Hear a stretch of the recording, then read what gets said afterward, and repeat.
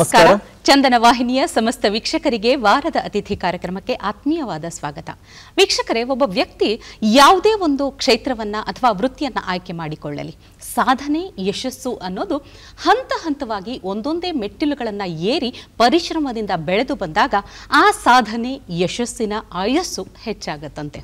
ಅದೇ ರೀತಿ ಇವತ್ತಿನ ನಮ್ಮ ಅತಿಥಿ ಭಾರತೀಯ ಆಡಳಿತ ಸೇವೆಯನ್ನ ಆಡಳಿತ ಅಧಿಕಾರ ಅಂತ ಅಂದುಕೊಳ್ಳದೆ ಸೇವೆ ಅಂತ ಪರಿಗಣಿಸಿ ಬೆಳೆದು ಬಂದಂತಹ ಸಾಧಕರು. ಇವರು ಶಿಕ್ಷಕರಾಗಿ, ಜಿಲ್ಲಾಧಿಕಾರಿಯಾಗಿ, ಆಯುಕ್ತರಾಗಿ, ನಿರ್ದೇಶಕರಾಗಿ ಹೀಗೆ ಹಲವಾರು ಇಲಾಖೆಗಳಲ್ಲಿ ಮಹತ್ತರ ಜವಾಬ್ದಾರಿಯನ್ನ ನಿರ್ವಹಿಸಿದಂಥವರು. ಅದರಲ್ಲೂ ವಿಶೇಷವಾಗಿ ಹೇಳಬೇಕು ಅಂದ್ರೆ ಇವರು ಕಾಲಿಟ್ಟ ಇಲಾಖೆಯೆಲ್ಲ ಇನ್ನಿಲ್ಲದ ಲಾಭ ಗಳಿಸುವ ಖಜಾನೆಯಂತೆಯೇ ಅಭಿವೃದ್ಧಿಗೊಳಿಸಿ ಬದಲಾವಣೆಯನ್ನ, ಬೆಳವಣಿಗೆಯನ್ನ ತಂದಿದ್ದಾರೆ. ಆ ಎಲ್ಲ ಯಶೋಗಾಥೆಯನ್ನ ಇವತ್ತಿನ ಸಂಚಿಕೆಯಲ್ಲಿ ನೀವು ಕೇಳಬಹುದಾಗಿದೆ. ಅವರಿದ್ದಂಥ ಇಲಾಖೆಗಳೆಲ್ಲಲ್ಲೂ ಕೂಡ ಪರಿವರ್ತನೆಯನ್ನು ತಂದಂಥ ಹೆಗ್ಗಳಿಕೆ ಇವರಿಗೆ ಸಲ್ಲತ್ತೆ. ಜೊತೆಗೆ ಹೊಸತನಕ್ಕೆ ನಾಂದಿ ಹಾಡಿದ್ದಾರೆ. ಮತ್ತು ಇವತ್ತು ತಂತ್ರಜ್ಞಾನವನ್ನು ಕೂಡ ಬಳಸ್ಕೊಂಡು ಅದಕ್ಕೆ ಹೊಸ ರೂಪವನ್ನು ಕೊಟ್ಟಿದ್ದಾರೆ. ಸಾರ್ವಜನಿಕರು ಯಾವತ್ತೂ ಕೂಡ ನಿಂತು ಸಾಕಾಯ್ತಪ್ಪ ಅಂತ ಹೇಳೋದು ಬೇಡ, ನೀವದ್ದಲ್ಲೇ ಕೆಲಸ ಆಗತ್ತೆ ಅನ್ನೋದನ್ನು ತೋರಿಸಿಕೊಟ್ಟಂಥ ಒಬ್ಬ ದಿಟ್ಟ ಅಧಿಕಾರಿ. ವೀಕ್ಷಕರೇ, ಆ ದಿಟ್ಟ ಅಧಿಕಾರಿಯ ಯಶೋಗಾಥೆಯ ಒಂದು ಸಣ್ಣ ಚಿತ್ರಣವನ್ನು ನೋಡ್ಕೊಂಡು ಬರೋಣ ಬನ್ನಿ. ಸರ್ಕಾರದ ವಿವಿಧ ಇಲಾಖೆಗಳಲ್ಲಿ ಮಹತ್ತರ ಹುದ್ದೆಗಳನ್ನು ಅಲಂಕರಿಸಿ ಹಲವು ಮೊದಲುಗಳಿಗೆ ಸಾಕ್ಷಿಯಾದ ದಕ್ಷ, ಪ್ರಾಮಾಣಿಕ ಅಧಿಕಾರಿ ಕೆಎ ದಯಾನಂದ್. ಮೈಸೂರು ಜಿಲ್ಲೆ ಕೆಆರ್ ನಗರ ತಾಲೂಕು ಕೆಸ್ತೂರುಕೊಪ್ಪಲಿನಲ್ಲಿ ಜನಿಸಿದ ದಯಾನಂದ್ ಅವರದ್ದು ಕೃಷಿಕ ಕುಟುಂಬ. ತಂದೆ ಅಪ್ಪಾಜಿ ಗೌಡ, ತಾಯಿ ಸಣ್ಣಕಾಳಮ್ಮ.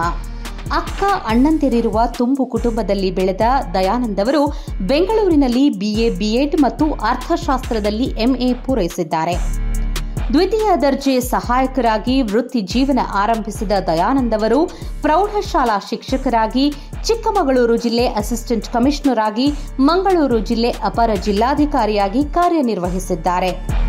ರಾಜ್ಯ ಆಡಳಿತ ಸೇವೆ ಅಧಿಕಾರಿಯಾಗಿ ಸೇವೆ ಸಲ್ಲಿಸುತ್ತಾ ತಮ್ಮ ಕಾರ್ಯದಕ್ಷತೆಯಿಂದ IAS ಅಧಿಕಾರಿಯಾಗಿ ಬಡ್ತಿ ಪಡೆದರು. ಕನ್ನಡ ಮತ್ತು ಸಂಸ್ಕೃತಿ ಇಲಾಖೆ ನಿರ್ದೇಶಕರಾಗಿದ್ದಾಗ ರಾಜ್ಯಕ್ಕೆ ಮೊದಲ ಕಚೇರಿ ಆರಂಭಿಸಿ ಕಲಾಕ್ಷೇತ್ರಗಳ ಕಾದಿರಿಸುವಿಕೆ, ಕಲಾವಿದರ ಸಂಭಾವನೆ ಸೇರಿದಂತೆ ಹಲವಾರು ಕ್ರಾಂತಿಕಾರಿ ಬದಲಾವಣೆ ತಂದರು. ಮಹಿಳಾ ಮತ್ತು ಮಕ್ಕಳ ಕಲ್ಯಾಣ ಇಲಾಖೆ ನಿರ್ದೇಶಕರಾಗಿದ್ದಾಗ ಅಂಗನವಾಡಿ ಕಾರ್ಯಕರ್ತರಿಗೆ ಸ್ಮಾರ್ಟ್ಫೋನ್ ವಿತರಣೆ, ಗ್ರಾಮ ಪಂಚಾಯತ್ ದಾಖಲೆಗಳ ಗಣಕೀಕರಣ ಆರಂಭಿಸಿದ ಮೊದಲ ಜಿಲ್ಲೆ ಬೆಂಗಳೂರು ಗ್ರಾಮಾಂತರ ಎಂಬ ಮನ್ನಣೆ, ಕೋವಿಡ್ ಸಮಯದಲ್ಲಿ BBMP ವಿಶೇಷ ಆಯುಕ್ತರಾಗಿ ರಾಜ್ಯ ಮಟ್ಟದ ನೋಡಲ್ ಅಧಿಕಾರಿಯಾಗಿ ಸಮರ್ಥ ಕಾರ್ಯನಿರ್ವಹಣೆ, 10 ವರ್ಷಗಳಿಂದ ನಿಂತಿದ್ದ ಸಹ್ಯಾದ್ರಿ ಉತ್ಸವ ಮತ್ತೆ ನಡೆಸಿ ಯಶಸ್ವಿಗೊಳಿಸಿದ್ದು ಕೆಎ ದಯಾನಂದ್ ಅವರ ಕಾರ್ಯವೈಖರಿಗೆ ಹಿಡಿದ ಕನ್ನಡಿಯಂತಿವೆ. ಅಲ್ಲದೆ ಮೂಡಿಗೆರೆ, ಶಿವಮೊಗ್ಗ, ಬೆಂಗಳೂರಿನಲ್ಲಿ ಚುನಾವಣಾಧಿಕಾರಿಯಾಗಿ, ಕೇರಳ, ಬಿಹಾರ, ಉತ್ತರಾಖಂಡ್ನಲ್ಲಿ ಚುನಾವಣಾ ವೀಕ್ಷಕರಾಗಿ ಯಶಸ್ವಿಯಾಗಿ ಕಾರ್ಯನಿರ್ವಹಿಸಿದ್ದಾರೆ.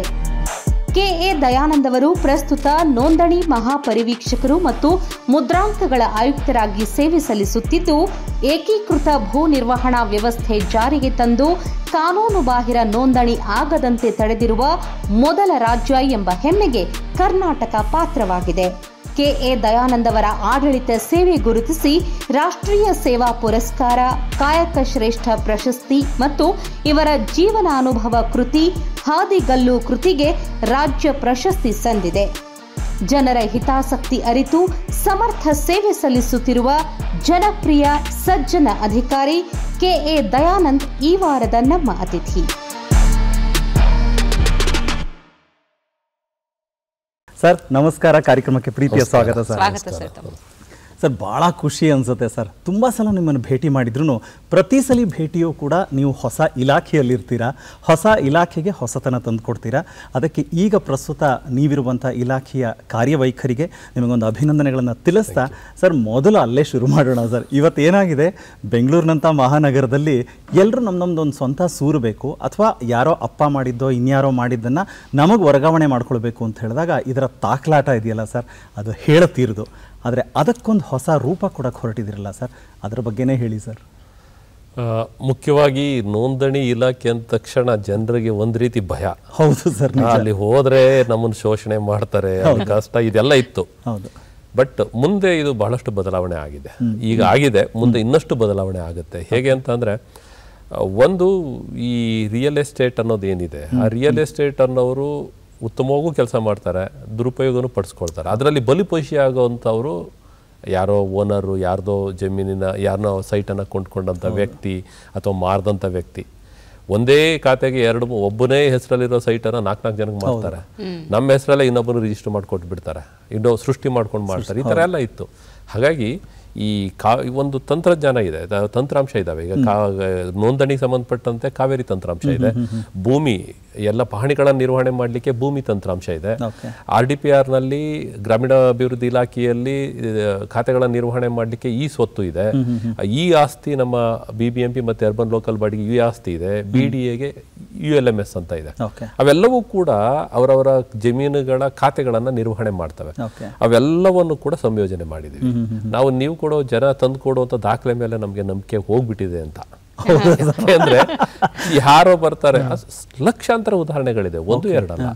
ನಾನೇ ದಯಾನಂದ್ ಅಂತ ಹೇಳಿ ನನ್ನ ಜಮೀನನ್ನು ಇನ್ನೊಬ್ಬನಿಗೆ ರಿಜಿಸ್ಟರ್ ಮಾಡಿಕೊಟ್ರು ಅಂತ 100 ಉದಾಹರಣೆಗಳಿದ್ದಾವೆ ಆ ತರದ. ಹಾಗಾಗಿ ಅಮಾಯಕ ಜನರಿಗೆ ಗೊತ್ತಾಗಲ್ಲ. ಅದು ಗಮನಕ್ಕೆ ಬರೋ ವರ್ಷದಲ್ಲಿ 10 ವರ್ಷ ಆಗೋಗಿರುತ್ತೆ, ನಾವು ನೋಡ್ಕೊಂಡೇ ಇರಲ್ಲ. ಹಾಗಾಗಿ ಅವುಗಳ ಸಂಯೋಜನೆ ಮಾಡಿದಾಗ ಏನಾಗುತ್ತೆ, ನೀವು ಬಂದ್ರಿ ಅಂದರೆ ಶ್ರೀನಿವಾಸ್ ಬಂದರು, ಒಂದು ರಿಜಿಸ್ಟ್ರೇಷನ್ಗೆ ಅವರು ಆನ್ಲೈನಲ್ಲಿ ಅಪ್ಲಿಕೇಶನ್ ಅಪ್ಲೋಡ್ ಮಾಡಿದ್ರು. ಹಿಂದೆ ಹೇಗಿತ್ತು, ನೀವು ದಾಖಲೆ ಇಟ್ಕೊಂಡು ಬಂದು ಆಫೀಸಲ್ಲಿ ಕಾಯ್ದು ದಿನ ಪೂರ್ತಿ ಕಾಯ್ದು ಯಾರೋ ಸೀನಿಯಾರಿಟಿ ಅವರವ್ರ ಒತ್ತಡ ಇದ್ದವ್ರದ್ದು ಮಾಡ್ಕೊಳ್ತಿದ್ರು, ನೀವು ಕಾಯಲೇಬೇಕಿತ್ತು. ಹಾಗಿಲ್ಲ, ಸಿಟಿಜನ್ ಲಾಗಿನ್ ನಿಮಗೆ ಲಾಗಿನ್ ಕೊಟ್ಟಿದ್ದೇವೆ, ನೀವು ಅಪ್ಲೋಡ್ ಮಾಡಿ, ಟೈಮ್ ಸ್ಲಾಟ್ ಬರುತ್ತೆ, ಅಲ್ಲೇ ಮುದ್ರಾಂಕ ಸ್ಟ್ಯಾಂಪ್ ಡ್ಯೂಟಿಯನ್ನು ನೀವು ಅಲ್ಲೇ ಕಟ್ತೀರಿ, ಆನ್ಲೈನಲ್ಲೇ ಕಡ್ಡಾಯವಾಗಿ ಕಟ್ಟಬೇಕು. ಅದಾದ್ಮೇಲೆ ನೀವು ಟೈಮ್ ಸ್ಲಾಟ್ ಬಂದಾಗ ಅದೇ ಟೈಮ್ ಬಂದ್ರೆ ಅದೇ ಟೈಮಿಂದ ಅರ್ಧ ಗಂಟೆಲಿ ನಿಮ್ಮ ಕೆಲಸ ಮುಗಿಯುತ್ತೆ, ನೀವು ಹೋಗ್ಬೋದು. 10 ಮಿನಿಟ್ಸ್ 15 ಮಿನಿಟ್ಸ್ ಅಂತ ಟೈಮ್ ಕಂಪ್ಯೂಟರ್ ಅಲಾಟ್ ಮಾಡುತ್ತೆ, ನಾಟ್ ಮ್ಯಾನ್ಯುವಲಿ ಅಲ್ಲ, ಕಂಪ್ಯೂಟರ್ ಅಲಾಟ್ಮೆಂಟ್ ಮಾಡುತ್ತೆ. ನೀವು ಎಷ್ಟು ಜನ ಇದ್ದೀರಿ, ಪರ್ಚೇಸರ್ ಎಷ್ಟು ಜನ, ಸೆಲ್ಲರ್ ಎಷ್ಟು ಜನ ಅಂತ ನೋಡಿಕೊಂಡು ಅದಕ್ಕೆ ಟೈಮ್ ಕ್ಯಾಲ್ಕುಲೇಟ್ ಮಾಡಿ ನಿಮ್ಗೆ ಟೈಮ್ ಕೊಟ್ಬಿಡುತ್ತೆ. ಆ ಟೈಮಿಗೆ ಬಂದರೂ ರಿಜಿಸ್ಟರ್ ಮಾಡ್ಕೊಂಡು ಹೋದ್ರಾಯ್ತು. ನಾವು ರಿಜಿಸ್ಟರ್ ಮಾಡಬೇಕಾದ್ರೆ ನಿಮ್ಮ ಡಾಕ್ಯುಮೆಂಟ್ ನೋಡಲ್ಲ, ನೀವು ಯಾವುದೋ ಒಂದು ಖಾತೆ ಇದರಲ್ಲಿ ಅಪ್ಲೋಡ್ ಮಾಡ್ತೀರಿ, ಖಾತೆ ನಂಬರ್ 15 ವಿಜಯನಗರ ಯಾವುದೋ ಒಂದು ಬಡಾವಣೆ ಅಂತ. ನಮ್ಮ ಕಾವೇರಿನಲ್ಲಿ ಅದು ನೀವು ಅಪ್ಲೋಡ್ ಮಾಡಿದ ತಕ್ಷಣ ಅದು ಈ ಆಸ್ತಿಗೆ ಇಂಟಿಗ್ರೇಟ್ ಆಗಿರೋದ್ರಿಂದ ಅಲ್ಲಿಂದ ಫೆಚ್ ಮಾಡುತ್ತೆ ಡಾಟಾವನ್ನು. ಅಲ್ಲಿ ನಿಮ್ಮ ಡಾಟಾ ಎಲ್ಲ ಸರಿ ಇದೆ ಅಂದರೆ ಇಲ್ಲಿ ಅದು ರಿಜಿಸ್ಟ್ರೇಷನ್ಗೆ ತಗೊಳುತ್ತೆ. ಇದು ಈಗ ನಾವು ಕಳೆದ 5-6 ತಿಂಗಳಲ್ಲಿ ಆಗಿರುವಂಥದ್ದು. ಇಂಡಿಯಾದಲ್ಲೇ it's a uniqueness. First state ಇದನ್ನು ಇಷ್ಟು ಇಂಟಿಗ್ರೇಷನ್ ಮಾಡಿರುವಂತಹ ರಾಜ್ಯ, ಇದೊಂದು ಮಾದರಿ. ಅದು ಕಾರಣ ಅಂದರೆ ಸರ್ಕಾರ, ನಮ್ಮ ಮಂತ್ರಿಗಳು, ಮುಖ್ಯವಾಗಿ ನಮ್ಮ ಕಂದಾಯ ಸಚಿವರು, ನಮ್ಮ ಕಾರ್ಯದರ್ಶಿಗಳು, ಇವರೆಲ್ಲ ಸಹಕಾರದಿಂದ ನಾವು ಅದರ ಜೊತೆಲಿ ಇದ್ದೀವಿ. ಆ ಟೈಮ್ನಲ್ಲಿ ನಾವು IGR ಅಥವಾ ಮುದ್ರಾಂಕ ಇಲಾಖೆಯಲ್ಲಿ ಇದ್ದೀವಿ ಅನ್ನೋದು ನನ್ನ ಹೆಮ್ಮೆ ಅಷ್ಟೇ. ನಿಮ್ಮ ಮುಖಾಂತರ ಇಡೀ ಟೀಮ್ಗೆ ಒಂದು ಅಭಿನಂದನೆ ಸರ್. ನಿಮಗೆ ಒಂದು ಸಣ್ಣ ಉದಾಹರಣೆ ಅಂದರೆ, ನಾನು ಬೆಂಗಳೂರು DC ಇದ್ದವನು, 2 ಬಾರಿ ಇದ್ದವನು. ಇಲ್ಲಿಗಲ್ ಲೇಔಟು ಅಥವಾ ಇಲ್ಲಿಗಲ್ ಮಾರಾಟ ಈ ಥರದ ಒಂದು ನಿಲ್ಲಿಸ್ಲಿಕ್ಕೆ ಸಾಧ್ಯ ಇಲ್ಲ. ಇಲ್ಲಿಗಲ್ ಲೇಔಟ್ ಬೆಂಗಳೂರಿನಲ್ಲಿ ಎಷ್ಟಿದಾವೆ ಅಂದರೆ ಒಂದು 3,000 ಇದಾವೆ. ಎಲ್ಲ ಒಂದು 4-4 ಎಕರೆ ಅಂದರೆ ಒಂದು 12ರಿಂದ 13,000 ಎಕರೆ ಇಲ್ಲಿಗಲ್ ಲೇಔಟ್ ಇರಬಹುದು. ಅಂದರೆ ಇತ್ತೀಚಿನದು ನಾನು ಹೇಳ್ತಾ ಇದ್ದೆ, ಹಳೆದೆಲ್ಲ ಸೇರಿ ತುಂಬ ಇದೆ. ರಾಜ್ಯ ತಗೊಂಡ್ರೆ 1,000 ಎಕರೆ ಇದೆ, ಲಕ್ಷಾಂತರ ಎಕರೆ ಇದೆ. 1 ಎಕರೆ ನೀವು ಕನ್ವರ್ಷನ್ ಮಾಡಿ ಲೇಔಟ್ ಅಪ್ರೂವ್ ಮಾಡಿ ಸೈಟ್ ಮಾಡ್ತೀವಿ ಅಂದರೆ ಅದ್ರಲ್ಲಿ 45% ಸರ್ಕಾರಕ್ಕೆ ಕೊಡಬೇಕು. ಯಾವುದು CA site, park, road. Correct. ಅಂದ್ರೆ 12,000 ಎಕರೆ ಇಲ್ಲಿಗಲ್ ಲೇಔಟ್ ಇದೆ ಅಂದ್ರೆ ಅದರಲ್ಲಿ 5,500 ಎಕರೆ ಸರ್ಕಾರಕ್ಕೆ ಬರಬೇಕಾದ ಜಾಗ ತಪ್ಪೋಗಿದೆ. ಅದರದ್ದು ಎಷ್ಟು 1,000 ಕೋಟಿ ನೀವು ಊಹೆ ಮಾಡ್ಕೋಬಹುದು. ಹಾಗೆ ಬಿಟ್ರೆ ಇನ್ನೊಂದು 10 ವರ್ಷದಲ್ಲಿ ಇನ್ನೊಂದು 5,000 ಎಕರೆ. ನಮ್ಗೆ ಉಸಿರಾಡಕ್ಕೂ ಬೆಂಗಳೂರಿನಲ್ಲಿ ಒಂದು ಪಾರ್ಕ್ ಸಿಗಲ್ಲ, ಒಂದು ಆಟ ಆಡಕ್ಕೆ ಮೈದಾನ ಸಿಗಲ್ಲ, ಯಾವ್ದು ಸಾರ್ವಜನಿಕ ಕೆಲಸ ಮಾಡ್ಲಿಕ್ಕೆ ಒಂದು CA ಸೈಟ್ ಸಿಗಲ್ಲ. ಆ ಪರಿಸ್ಥಿತಿ. ಅದನ್ನೆಲ್ಲ ನಿಲ್ಲಿಸೋದಕ್ಕೆ ಈ ಇಂಟಿಗ್ರೇಷನ್ ಅನ್ನೋಂಥದ್ದು, ಈ ಆಸ್ತಿ, ಈ ಸ್ವತ್ತು, ULMS ಅನ್ನ ಕಾವೇರಿ ಜೊತೆಗೆ ಇಂಟಿಗ್ರೇಷನ್ ಮಾಡಿದೀವಲ್ಲ, ಇದೊಂದು ದೊಡ್ಡ ಭವಿಷ್ಯದಲ್ಲಿ ನಗರದ ಯೋಜನೆಯನ್ನ ಇಟ್ಟುಕೊಂಡು ಒಂದು ಪ್ಲಾನೆಟ್ ಸಿಟಿ ಹೇಗಿರಬೇಕು ಅನ್ನೋ ಕಲ್ಪನೆಯಲ್ಲಿ ಇದು ಬಹಳ ಪರಿಣಾಮವನ್ನು ಮುಂದೆ ಬೀರುತ್ತೆ. ಸರ್, ಈ ರೀತಿ ಅಂದ್ರೆ ಒಂದು ಮೊದಲ ರಾಜ್ಯ ಅನ್ನುವಂತಹ ಹೆಗ್ಗಳಿಕೆ ಜೊತೆಗೆ ತಾವು ಕಾಲಿಟ್ಟ ಇಲಾಖೆಯಲ್ಲೆಲ್ಲ ಬಹಳಷ್ಟು ಈ ಮೊದಲುಗಳು, ದಾಖಲೆಗಳಿದೆ ಸರ್. ಅದಕ್ಕಿಂತ ಮೊದಲು ಈ ನೋಂದಣಿ ಇಲಾಖೆ ಬಗ್ಗೆನೇ ಮಾತಾಡೋದಾದ್ರೆ ಸರ್, ಇವತ್ತು ಅಂದ್ರೆ ತಾವು ಹೇಳಿದ್ರಿ ಅಂದ್ರೆ ಈ ಅಕ್ರಮಗಳು ಆಗಬಾರ್ದು, ಒಬ್ಬರ ಹೆಸರಲ್ಲಿ ಮತ್ತೊಬ್ಬರು 2-3 ತೆಗೆದುಕೊಳ್ಬಾರ್ದಂಥದ್ದು. ಈ ಸಂಪೂರ್ಣ ಪ್ರೊಸೀಜರ್ ಇದೆಯಲ್ಲ ಸರ್, ಅಂದ್ರೆ ಇವತ್ತಿಗೆ ಅಂದ್ರೆ ಇವತ್ತಿನಿಂದ ನಾವು ತೆಗೆದುಕೊಳ್ಳೋದಾದ್ರೆ ಇನ್ನು ಮುಂದೆ ಯಾವುದೇ ರೀತಿ ಅಂದ್ರೆ ಡೇಟಾ ಬಸ್ ಅಲ್ಲಿ ಇದು ಕಂಪ್ಲೀಟ್ ಆಗಿದೆಯಾ ಸರ್? ಸಂಪೂರ್ಣವಾಗಿ ಆಗಿದೆ, ಆಗ್ತಾ ಇದೆ. ಈಗ ಏನಾಗಿದೆ ಅಂದ್ರೆ, ಈಗ ಕಳೆದ 2-3 ತಿಂಗಳುಗಳಿಂದ ಇದು ಪ್ರಾರಂಭ ಆಗಿದೆ. ಹಾಗಾಗಿಯೇ ನೀವು BBMP ಕೇಳಿ, ಈ ಖಾತಾ ಕೊಡ್ತಿಲ್ಲ ಅದು ಗಲಾಟೆ ನಡೀತಾ ಇದೆ ಅಂತ ಹೇಳ್ತೀವಿ. ಇಲ್ಲಿ ರಿಜಿಸ್ಟ್ರೇಷನ್ ಸ್ಟಾಪ್ ಆದ್ಮೇಲೆ ಅಲ್ಲಿ ಈ ಖಾತಾ ಇದ್ರೆ ಮಾತ್ರ ನಮ್ಮ ಕಂಪ್ಯೂಟರ್ ಅಲ್ಲಿ ಅದನ್ನ ಗ್ರೌಂಡ್ ಟ್ರೂತ್ ನಲ್ಲಿ ಫೆಚ್ ಮಾಡಿ ರಿಜಿಸ್ಟ್ರೇಷನ್ಗೆ ಪ್ರೋಸೆಸ್ ಆಗುತ್ತೆ. ಹಾಗಾಗಿ ಅವರು ಈ ಖಾತಾ ಕೊಡ್ಲಿಕ್ಕೆ ಶುರು ಮಾಡಿದ್ದಾರೆ. ULBs ಅಂದ್ರೆ ಅರ್ಬನ್ ಲೋಕಲ್ ಬಾಡಿಗಳಲ್ಲಿ ಖಾತೆಗಳಿದ್ವಲ್ಲ, ಅವು ಈ ಖಾತಾ ಮಾಡ್ಲಿಕ್ಕೆ ಶುರು ಮಾಡಿದ್ದಾರೆ. ಹಾಗೆಯೇ RDPRನಲ್ಲಿ ಒಂದು ನಿಮ್ಮ ಪಂಚತಂತ್ರ ಸಾಫ್ಟ್ವೇರ್ನಲ್ಲಿ ಎಷ್ಟು ಕಂದಾಯ ಕಲೆಕ್ಟ್ ಮಾಡ್ತಾ ಇದ್ದೀವಿ ಅಂದರೆ ಟ್ಯಾಕ್ಸು 1,40,00,000. ಖಾತೆ ಎಷ್ಟಿದೆ ಅಂದರೆ ಕೇವಲ 43 ಲಕ್ಷ. ಸೊ 98 ಲಕ್ಷ ಖಾತೆ ಇಲ್ಲದೆ ಇರುವ ಮನೆಗಳಿದ್ದಾವೆ. ಹಾಗಾಗಿ ಅಂಥದ್ದನ್ನು ಈಗ ಒನ್ ಟೈಮ್ ಇದನ್ನು ಶುರು ಮಾಡಿದ್ಮೇಲೆ ಇಂಟಿಗ್ರೇಷನ್ ಶುರು ಮಾಡಿದ್ಮೇಲೆ ಒನ್ ಟೈಮ್ ಅಂತ ಅವ್ರಿಗೆಲ್ಲರಿಗೂ ಬಿ ಖಾತಾ ಕೊಟ್ಟು ಒಂದು ಸೆಟ್ಲ್ಮೆಂಟ್ ಮಾಡಿ ಇನ್ನು ಮುಂದೆ ಈ ಥರ ಇಲ್ಲಿಗಲ್ ಆಗಬಾರ್ದು ಅನ್ನೋದಕ್ಕೆ ಒಂದು ಹೆಜ್ಜೆಯನ್ನು ನಾವು ಇಟ್ಟಿದ್ದೇವೆ. ಇದು ಈಗ ಪ್ರಾರಂಭ ಆಗಿರೋದ್ರಿಂದ ಅಲ್ಲೆಲ್ಲ ಖಾತೆ ಆಗೋದು ಅದು ಇದು ಒತ್ತಡಗಳು ಸ್ವಲ್ಪ ಸ್ಟ್ರೀಮ್ಲೈನ್ ಆಗ್ತಾ ಇದೆ. ಇನ್ನು 1 or 2 months ಅದು ಸ್ಟ್ರೀಮ್ಲೈನ್ ಆಗುತ್ತೆ. ನಾವು ಅದು ಕಡ್ಡಾಯವಾಗಿ ಅದನ್ನು ಪಾಲನೆ ಮಾಡ್ತಾ ಇದ್ದೀವಿ. ಭವಿಷ್ಯದಲ್ಲಿ ಇದಕ್ಕಿಂತ ಒಳ್ಳೆಯ ಅನುಕೂಲ ಬೇರೆ ಇಲ್ಲ ಅಂತ ಅನ್ಸುತ್ತೆ. ಯಾಕೆಂದರೆ ನೀವು ಖಾತೆ ಮಾಡಿಸ್ಕೋಬೇಕು ಸುತ್ತಬೇಕಾಗಿಲ್ಲ, ಆಟೋಮೆಟಿಕ್ ಆಗಿ ಖಾತೆ ಆಗುವಂತಹ ಒಂದು ಪದ್ಧತಿ. ಆಮೇಲೆ ನೀವು ಕೊಂಡ್ಕೊಂಡಿದ್ದು ಸರಿಯೋ ತಪ್ಪೋ, ನಾನು ಯಾರಾದರೂ ಮೋಸ ಮಾಡ್ತಾ ಇದ್ದಾನೋ ಅಂತ ಡೌಟು. ಈಗ ಹಾಗಾಗಲ್ಲ. ಒಂದು ಈ ಖಾತಾ ಇದೆ, ರಿಜಿಸ್ಟ್ರೇಷನ್ ಆಗುತ್ತೆ ಅಂದರೆ 90% ಅದು ಜಿನೈನ್ ಅಂತ ಅರ್ಥ. ಅಷ್ಟಕ್ಕೆ ನಾವು ಹೇಳ್ಬೋದು. Okay okay so great modification sir. ಭಾಳ ಖುಷಿ ಅನಿಸುತ್ತೆ. ಒಂದು ಗ್ರಾಮೀಣ ಹಿನ್ನೆಲೆ, ಇನ್ನೊಂದು ಕಡೆ ನಿಮ್ಮ ಓದುವಿಕೆ, ಇನ್ನೊಂದು ಕಡೆ ನಿಮ್ಮ ಅನುಭವ, ಇದೆಲ್ಲ ಸೇರಿಕೊಂಡಿದೆ ಸರ್. ಒಂದು ಆರಂಭದ ದಿನಗಳನ್ನು ಶುರು ಮಾಡಿದ್ರೆ ಹೆಂಗೆ ಅನಿಸುತ್ತೆ ಸರ್? ನಿಮ್ಮ ಊರಿಂದ ಶುರು ಮಾಡಿದ್ರೆ ಚೆನ್ನಾಗಿರುತ್ತೆ. ಹೇಳಿ. ಒಂದು ಹೇಳ್ತಾ ಇದ್ದೀರಿ ಆಡಳಿತದಲ್ಲಿ ಇದೆಲ್ಲ ಮಾಡಿದ್ವಿ ಅಂತ ಹೇಳ್ತೀವಲ್ಲ, ಪ್ರತಿಯೊಬ್ಬ ಆಡಳಿತಗಾರನಿಗೂ ಸಾರ್ವಜನಿಕನಿಗೂ ಮಧ್ಯೆ ಒಂದು ಫೈಲ್ ಅನ್ನೋದು ಕನೆಕ್ಟಿವಿಟಿ. ಹೌದು, ಒಂಥರ ಬ್ರಿಡ್ಜ್ ಇದ್ದಂಗೆ. ಆ ಫೈಲ್ ಮೂಲಕ ನಾವು ಮಾತಾಡ್ತೇವೆ. ಅವನ ಕಷ್ಟನೂ ಫೈಲ್ ಮೂಲಕ ಬರುತ್ತೆ, ಪರಿಹಾರನೂ ಫೈಲ್ ಮೂಲಕನೇ ಹೋಗುತ್ತೆ, ಏನಾದರೂ ಫೈಲ್ ಮೂಲಕನೇ. ಆ ಫೈಲ್ ಬಂದದ್ದನ್ನು ನಾವು ನಿರ್ವಹಣೆ ಮಾಡ್ತೀವಿ, ಅದಕ್ಕೆ ಅಪ್ರೂವ್ ಕೊಡ್ತೀವೋ ರಿಜೆಕ್ಟ್ ಮಾಡ್ತೀವೋ ಕ್ರಮ ಕೈಗೊಳ್ತೀವಿ. ಅದು ಕರ್ತವ್ಯ ಅಥವಾ ಕೆಲಸ ಅನ್ನಿಸ್ಕೊಳ್ಳುತ್ತೆ. ಅದಕ್ಕೆ ಸರ್ಕಾರ ಸಂಬಳ ಕೊಡುತ್ತೆ. ಏನು ಹೆಮ್ಮೆ ಪಡುವಂಥದ್ದಿಲ್ಲ, ನಾನು ಅಷ್ಟು ಮಾಡಿದೆ ಇಷ್ಟು ಮಾಡಿದೆ ಏನೇನೂ ಇಲ್ಲ. ನನ್ನ ವೈಯಕ್ತಿಕವಾಗಿ ನನ್ನ ಒಂದು ಲೆಕ್ಕ ಇದೆ. ಅದರಲ್ಲಿ ಆ ಫೈಲ್ನ ನಾವು ಹೇಗೆ ನಿರ್ವಹಿಸಿದ್ವಿ ಅನ್ನೋದು ಅದನ್ನು ಮೀರಿದ್ದು. ಅದನ್ನೇ ಶೀಘ್ರವಾಗಿ ಅಥವಾ ಬಂದಂಥವನ್ನ ಕೂರಿಸಿ ಮಾತನಾಡಿ ಅವನ ಸಮಸ್ಯೆ ಕೇಳಿ ಅದನ್ನು ನಿರ್ವಹಣೆ ಮಾಡ್ಕೊಳ್ಳೋದು. ಎಲ್ಲೋ ಪೆಂಡಿಂಗ್ ಆಗಿದ್ರೆ ಕರೆದು ಹೇಳಿ ಅದನ್ನು ತರಿಸಿ ಮಾಡುವಂಥದ್ದು. ಅಧೀನಾಧಿಕಾರಿಗಳಿಗೆ ಒಂದು ಗೈಡ್ ಮಾಡ್ತಾ ಜೊತೆಗೆ ತಗೊಂಡು ಹೋಗ್ತಾ ಇರೋದು. ಬಹಳ ತಾಳ್ಮೆಯಿಂದ, ಸಹನೆಯಿಂದ, ಪ್ರೀತಿಯಿಂದ ಅದನ್ನು ಮಾಡುವಂಥದ್ದು. ಇದು ಕರ್ತವ್ಯ ಕೆಲಸ. ಅದನ್ನು ಮೀರಿದ ಆಡಳಿತ ಸಂಸ್ಕೃತಿ ಅಂತ ನಾನು ಹೇಳ್ತೇನೆ. ಆಡಳಿತ ಸಂಸ್ಕೃತಿ ಇದೆಯಲ್ಲ, ಅದು ನಮಗೆ ಗೌರವ ತಂದು ಕೊಡೋದು. ನಾನು ಫೈಲ್ ಬರುತ್ತೆ, ಸೈನ್ ಮಾಡ್ತೀನಿ, ಎಲ್ಲರೂ ಮಾಡ್ತಾರೆ ಸರ್, ವಿಶೇಷ ಅಲ್ಲ. ಹಾಗೆ ಆಡಳಿತ ಸಂಸ್ಕೃತಿಯನ್ನು ಅದನ್ನು ನನ್ನ ವ್ಯಾಖ್ಯಾನದಲ್ಲಿ ನಾನು ಅದನ್ನು ಆಡಳಿತ ಸಂಸ್ಕೃತಿ ಅಂತ ಕರಿತೇನೆ. ಫೈಲ್ನೇ ಡಿಸ್ಪೋಸ್ ಮಾಡ್ತೇವೆ, ಬಟ್ ಅದು ಹೇಗೆ ಮಾಡ್ತೀವಿ ಅನ್ನೋದು ಒಂದು ವಿಶೇಷ. ನಂದು ನಮ್ಮದು ಬೇಗ ಆಗಬೇಕು, ಯಾರೋ ಬಂದಿದ್ದಾರೆ ಅವ್ರ ಕಷ್ಟ ಕೇಳಬೇಕು, ಈ ಥರದ್ದು ಇದೆಯಲ್ಲ, ಇದು ನಾನು ರೂಢಿಸ್ಕೊಂಡಿರುವಂಥದ್ದು. ಹಾಗಾಗಿ ಅದು ನನಗೆ ಭಾಳಷ್ಟು ಗೌರವವನ್ನು ಕೊಟ್ಟಿದೆ. ಯಾವ ಇಲಾಖೆಗೆ ಹೋದರೂ ಅದೊಂದು ಅದೇ ನನ್ನದೇ ಆದ ಒಂದು ಮಾರ್ಗ. ಅದು ನಿಜ ಸರ್. ಆ ಥರ ತುಂಬ ಜನ ಸೀನಿಯರ್ ಆಫೀಸರ್ಸ್ಗಳಿದ್ದಾರೆ, ಅವರಿಂದನೂ ನಾವು ಕಲ್ತಿದ್ದೇವೆ. ಆ ಮೂಲಕ ನಮಗೆ ಅದು ಬಂದಿದೆ ಅಷ್ಟೇ. ಇದೆಲ್ಲದಕ್ಕೂ ಹಿನ್ನೆಲೆ ಅಂದರೆ ಕುಟುಂಬದ ಬಗ್ಗೆ, ನಿಮ್ಮ ಊರಿನ ಬಗ್ಗೆ ಹೇಳಬೇಕು ಸರ್. ಕೃಷಿಕರು, ತಂದೆ ತಾಯಿ ಬಗ್ಗೆ ಹೇಳಿ ಸರ್. ಒಂದು, ನಾವು ಆರ್ಥಿಕವಾಗಿ ಒಂದು ರೈತ ಕುಟುಂಬ. ನಮ್ಮ ತಂದೆ ರೈತಾಪಿ ವರ್ಗದಿಂದ ಕೃಷಿಯನ್ನೇ ಅವಲಂಬಿಸಿದ್ದು. ನಮ್ಮ ತಾಯಿ ಮನೆಯಲ್ಲೇ ಅನಕ್ಷರಸ್ಥೆ. ನಮ್ಮ ತಾಯಿ, ನಮ್ಮ ತಂದೆ SLC ಫೇಲ್, ಬಟ್ ಮನೆ ಬಡತನ ಇತ್ತು, ಇಲ್ಲ ಅಂತಲ್ಲ. 2 ಹೊತ್ತು ಊಟ ಬಟ್ಟೆಗೆ ಭಾಳ ಕಷ್ಟಪಟ್ಟಿದ್ದೇವೆ, ಇಲ್ಲ ಅಂತಲ್ಲ. ಮನೆ ಇಲ್ದೇ ಹುಲ್ಲಿನ ಮನೆ, ಗುಡಿಸ್ಲು ಎಲ್ಲ ಬದುಕಿದ್ದೇವೆ. ಆದರೆ ನಮ್ಮ ತಂದೆ ಒಂದು ಗುಣ ಇತ್ತು, ಅವರೊಂಥರ ಆಧ್ಯಾತ್ಮಿಕ ಜೀವಿ. ಅವರು ಎಮ್ಮೆ ದನ ಮೇಯಿಸ್ಲಿಕ್ಕೆ ಹೋದ್ರು ಕೈಯಲ್ಲೊಂದು ಪುಸ್ತಕ ಇಟ್ಕೊಂಡು ಹೋಗೋರು. SLC ಫೇಲ್, SLC ತನಕ ಓದಿದ್ರು. ಅವ್ರಿಗದೊಂದು ವಚನಗಳು, ಕೈವಾರ ತಾತಯ್ಯನ ಕಾಲಜ್ಞಾನ, ಹಾಗೆ ಕೀರ್ತನೆಗಳು, ಮಹಾಭಾರತ, ರಾಮಾಯಣ, ಜ್ಞಾನಸಿಂಧು, ಹೀಗೆ ತುಂಬ ಬುಕ್ಕನ್ನು ಓದ್ತಾ ಇದ್ರು ಅವರು. ಅವ್ರನ್ನ ನಾವು ಅರ್ಥ ಮಾಡ್ಕೊಳ್ಳಿಕ್ಕಾಗಿಲ್ಲ. ನನಗೂ ನಮ್ಮ ತಂದೆಗೂ ಅಟ್ಯಾಚ್ಮೆಂಟ್ಸ್ ಕಡಿಮೆ. ನಮ್ಮ ತಾಯಿ ಜೊತೆನೇ ನನ್ನ ಕೊನೆ ಮಗ ಆದ್ದರಿಂದ ಅವ್ರ ಜೊತೆನೇ ಹೆಚ್ಚು ಒಡನಾಟ. ನಮ್ಮ ತಂದೆ ಜೊತೆ ನಮ್ಮ ಅಣ್ಣ ಅವರೆಲ್ಲ ಚೆನ್ನಾಗಿ ಇದು ಮಾಡೋರು. ಯಾಕೆಂದ್ರೆ ಬಹುಶಃ ಅವ್ರ ವಿದ್ವತ್ತನ್ನು ನನಗೆ ಅರ್ಥ ಆಗುವಂಥ ಸ್ಥಿತಿಲಿ ಇರಲಿಲ್ಲ. ನಾನು ಅಷ್ಟು ಅರ್ಥ ಮಾಡ್ಕೊಳ್ಳೋ ಶಕ್ತಿ ಇರಲಿಲ್ಲ ಅನ್ಸುತ್ತೆ. ಬಹುಶಃ ಪರೋಕ್ಷವಾಗಿ ಅದು ಪ್ರಭಾವ ಬೀರಿರ್ಬೋದು. ಆ ಥರದ ವಾತಾವರಣ ಅಂದರೆ ಅವರು ಒಂಥರ ಕಷ್ಟದಲ್ಲಿಯೂ ಕೂಡ ಒಂದು ರೀತಿಯ ಸಂತೋಷವನ್ನು ಈ ಥರ ಓದು ನೆಮ್ಮದಿಯಲ್ಲಿ ಕಂಡುಕೊಂಡವ್ರು ಅನ್ಸುತ್ತೆ. ನಮ್ಗೆ ಆರ್ಥಿಕ ವ್ಯವಹಾರ ಎಲ್ಲ ನಮ್ಮ ತಾಯಿನೇ. ನಮ್ಮ ಯಾವ ರೀತಿ ಅಂತ ಅಂದರೆ, ಬೆಳಿಗ್ಗೆ ಟೀ ಬಹಳ ಅಭ್ಯಾಸ ಮನೆಯಲ್ಲಿ. ಟೀ ಕುಡಿಲೇಬೇಕು, ನಾವು ಹೇಳ್ಬೇಕು ಅಂದ್ರೂ ಟೀ ಕೊಡಲೇಬೇಕಮ್ಮ. ಹಾಗಾಗಿ ಬೆಳಿಗ್ಗೆ ನಮಗೆ ಗೊತ್ತಿರೋ ಬಹಳಷ್ಟು ವರ್ಷಗಳು ಚಿಕ್ಕವರಿದ್ದಾಗ 15 ಪೈಸೆ ಸಕ್ಕರೆ, 10 ಪೈಸೆ ಟೀ ಪುಡಿ ಪಾಕೆಟ್ ಬರೋದು. ನಮ್ಮ ತಂದೆಗೆ ದಿನಕ್ಕೆ 3 ಬೀಡಿ ಬೇಕಿತ್ತು ಸೇದ್ಲಿಕ್ಕೆ. ಅವ್ರದ್ದೊಂದು ಅಭ್ಯಾಸ. ಬೆಳಗ್ಗೆ ಕಾಫಿ ಆದ್ಮೇಲೆ ಒಂದ್ಸಲ, ಮಧ್ಯಾಹ್ನ ಊಟ ಆದ್ಮೇಲೆ ಅದಕ್ಕೆ 15 ಪೈಸೆ 3 ಗಣೇಶ್ ಬೀಡಿ ಕೊಡಿಸ್ಲಿಕ್ಕೆ. ಅದು ಲೆಕ್ಕಾಚಾರ ನಮ್ಮ ತಾಯಿನೇ ನೋಡ್ಕೊಳ್ತಿದ್ರು. ಕಷ್ಟ ಸ್ವಲ್ಪ ಜೋರು ನಮ್ಮ ತಾಯಿ.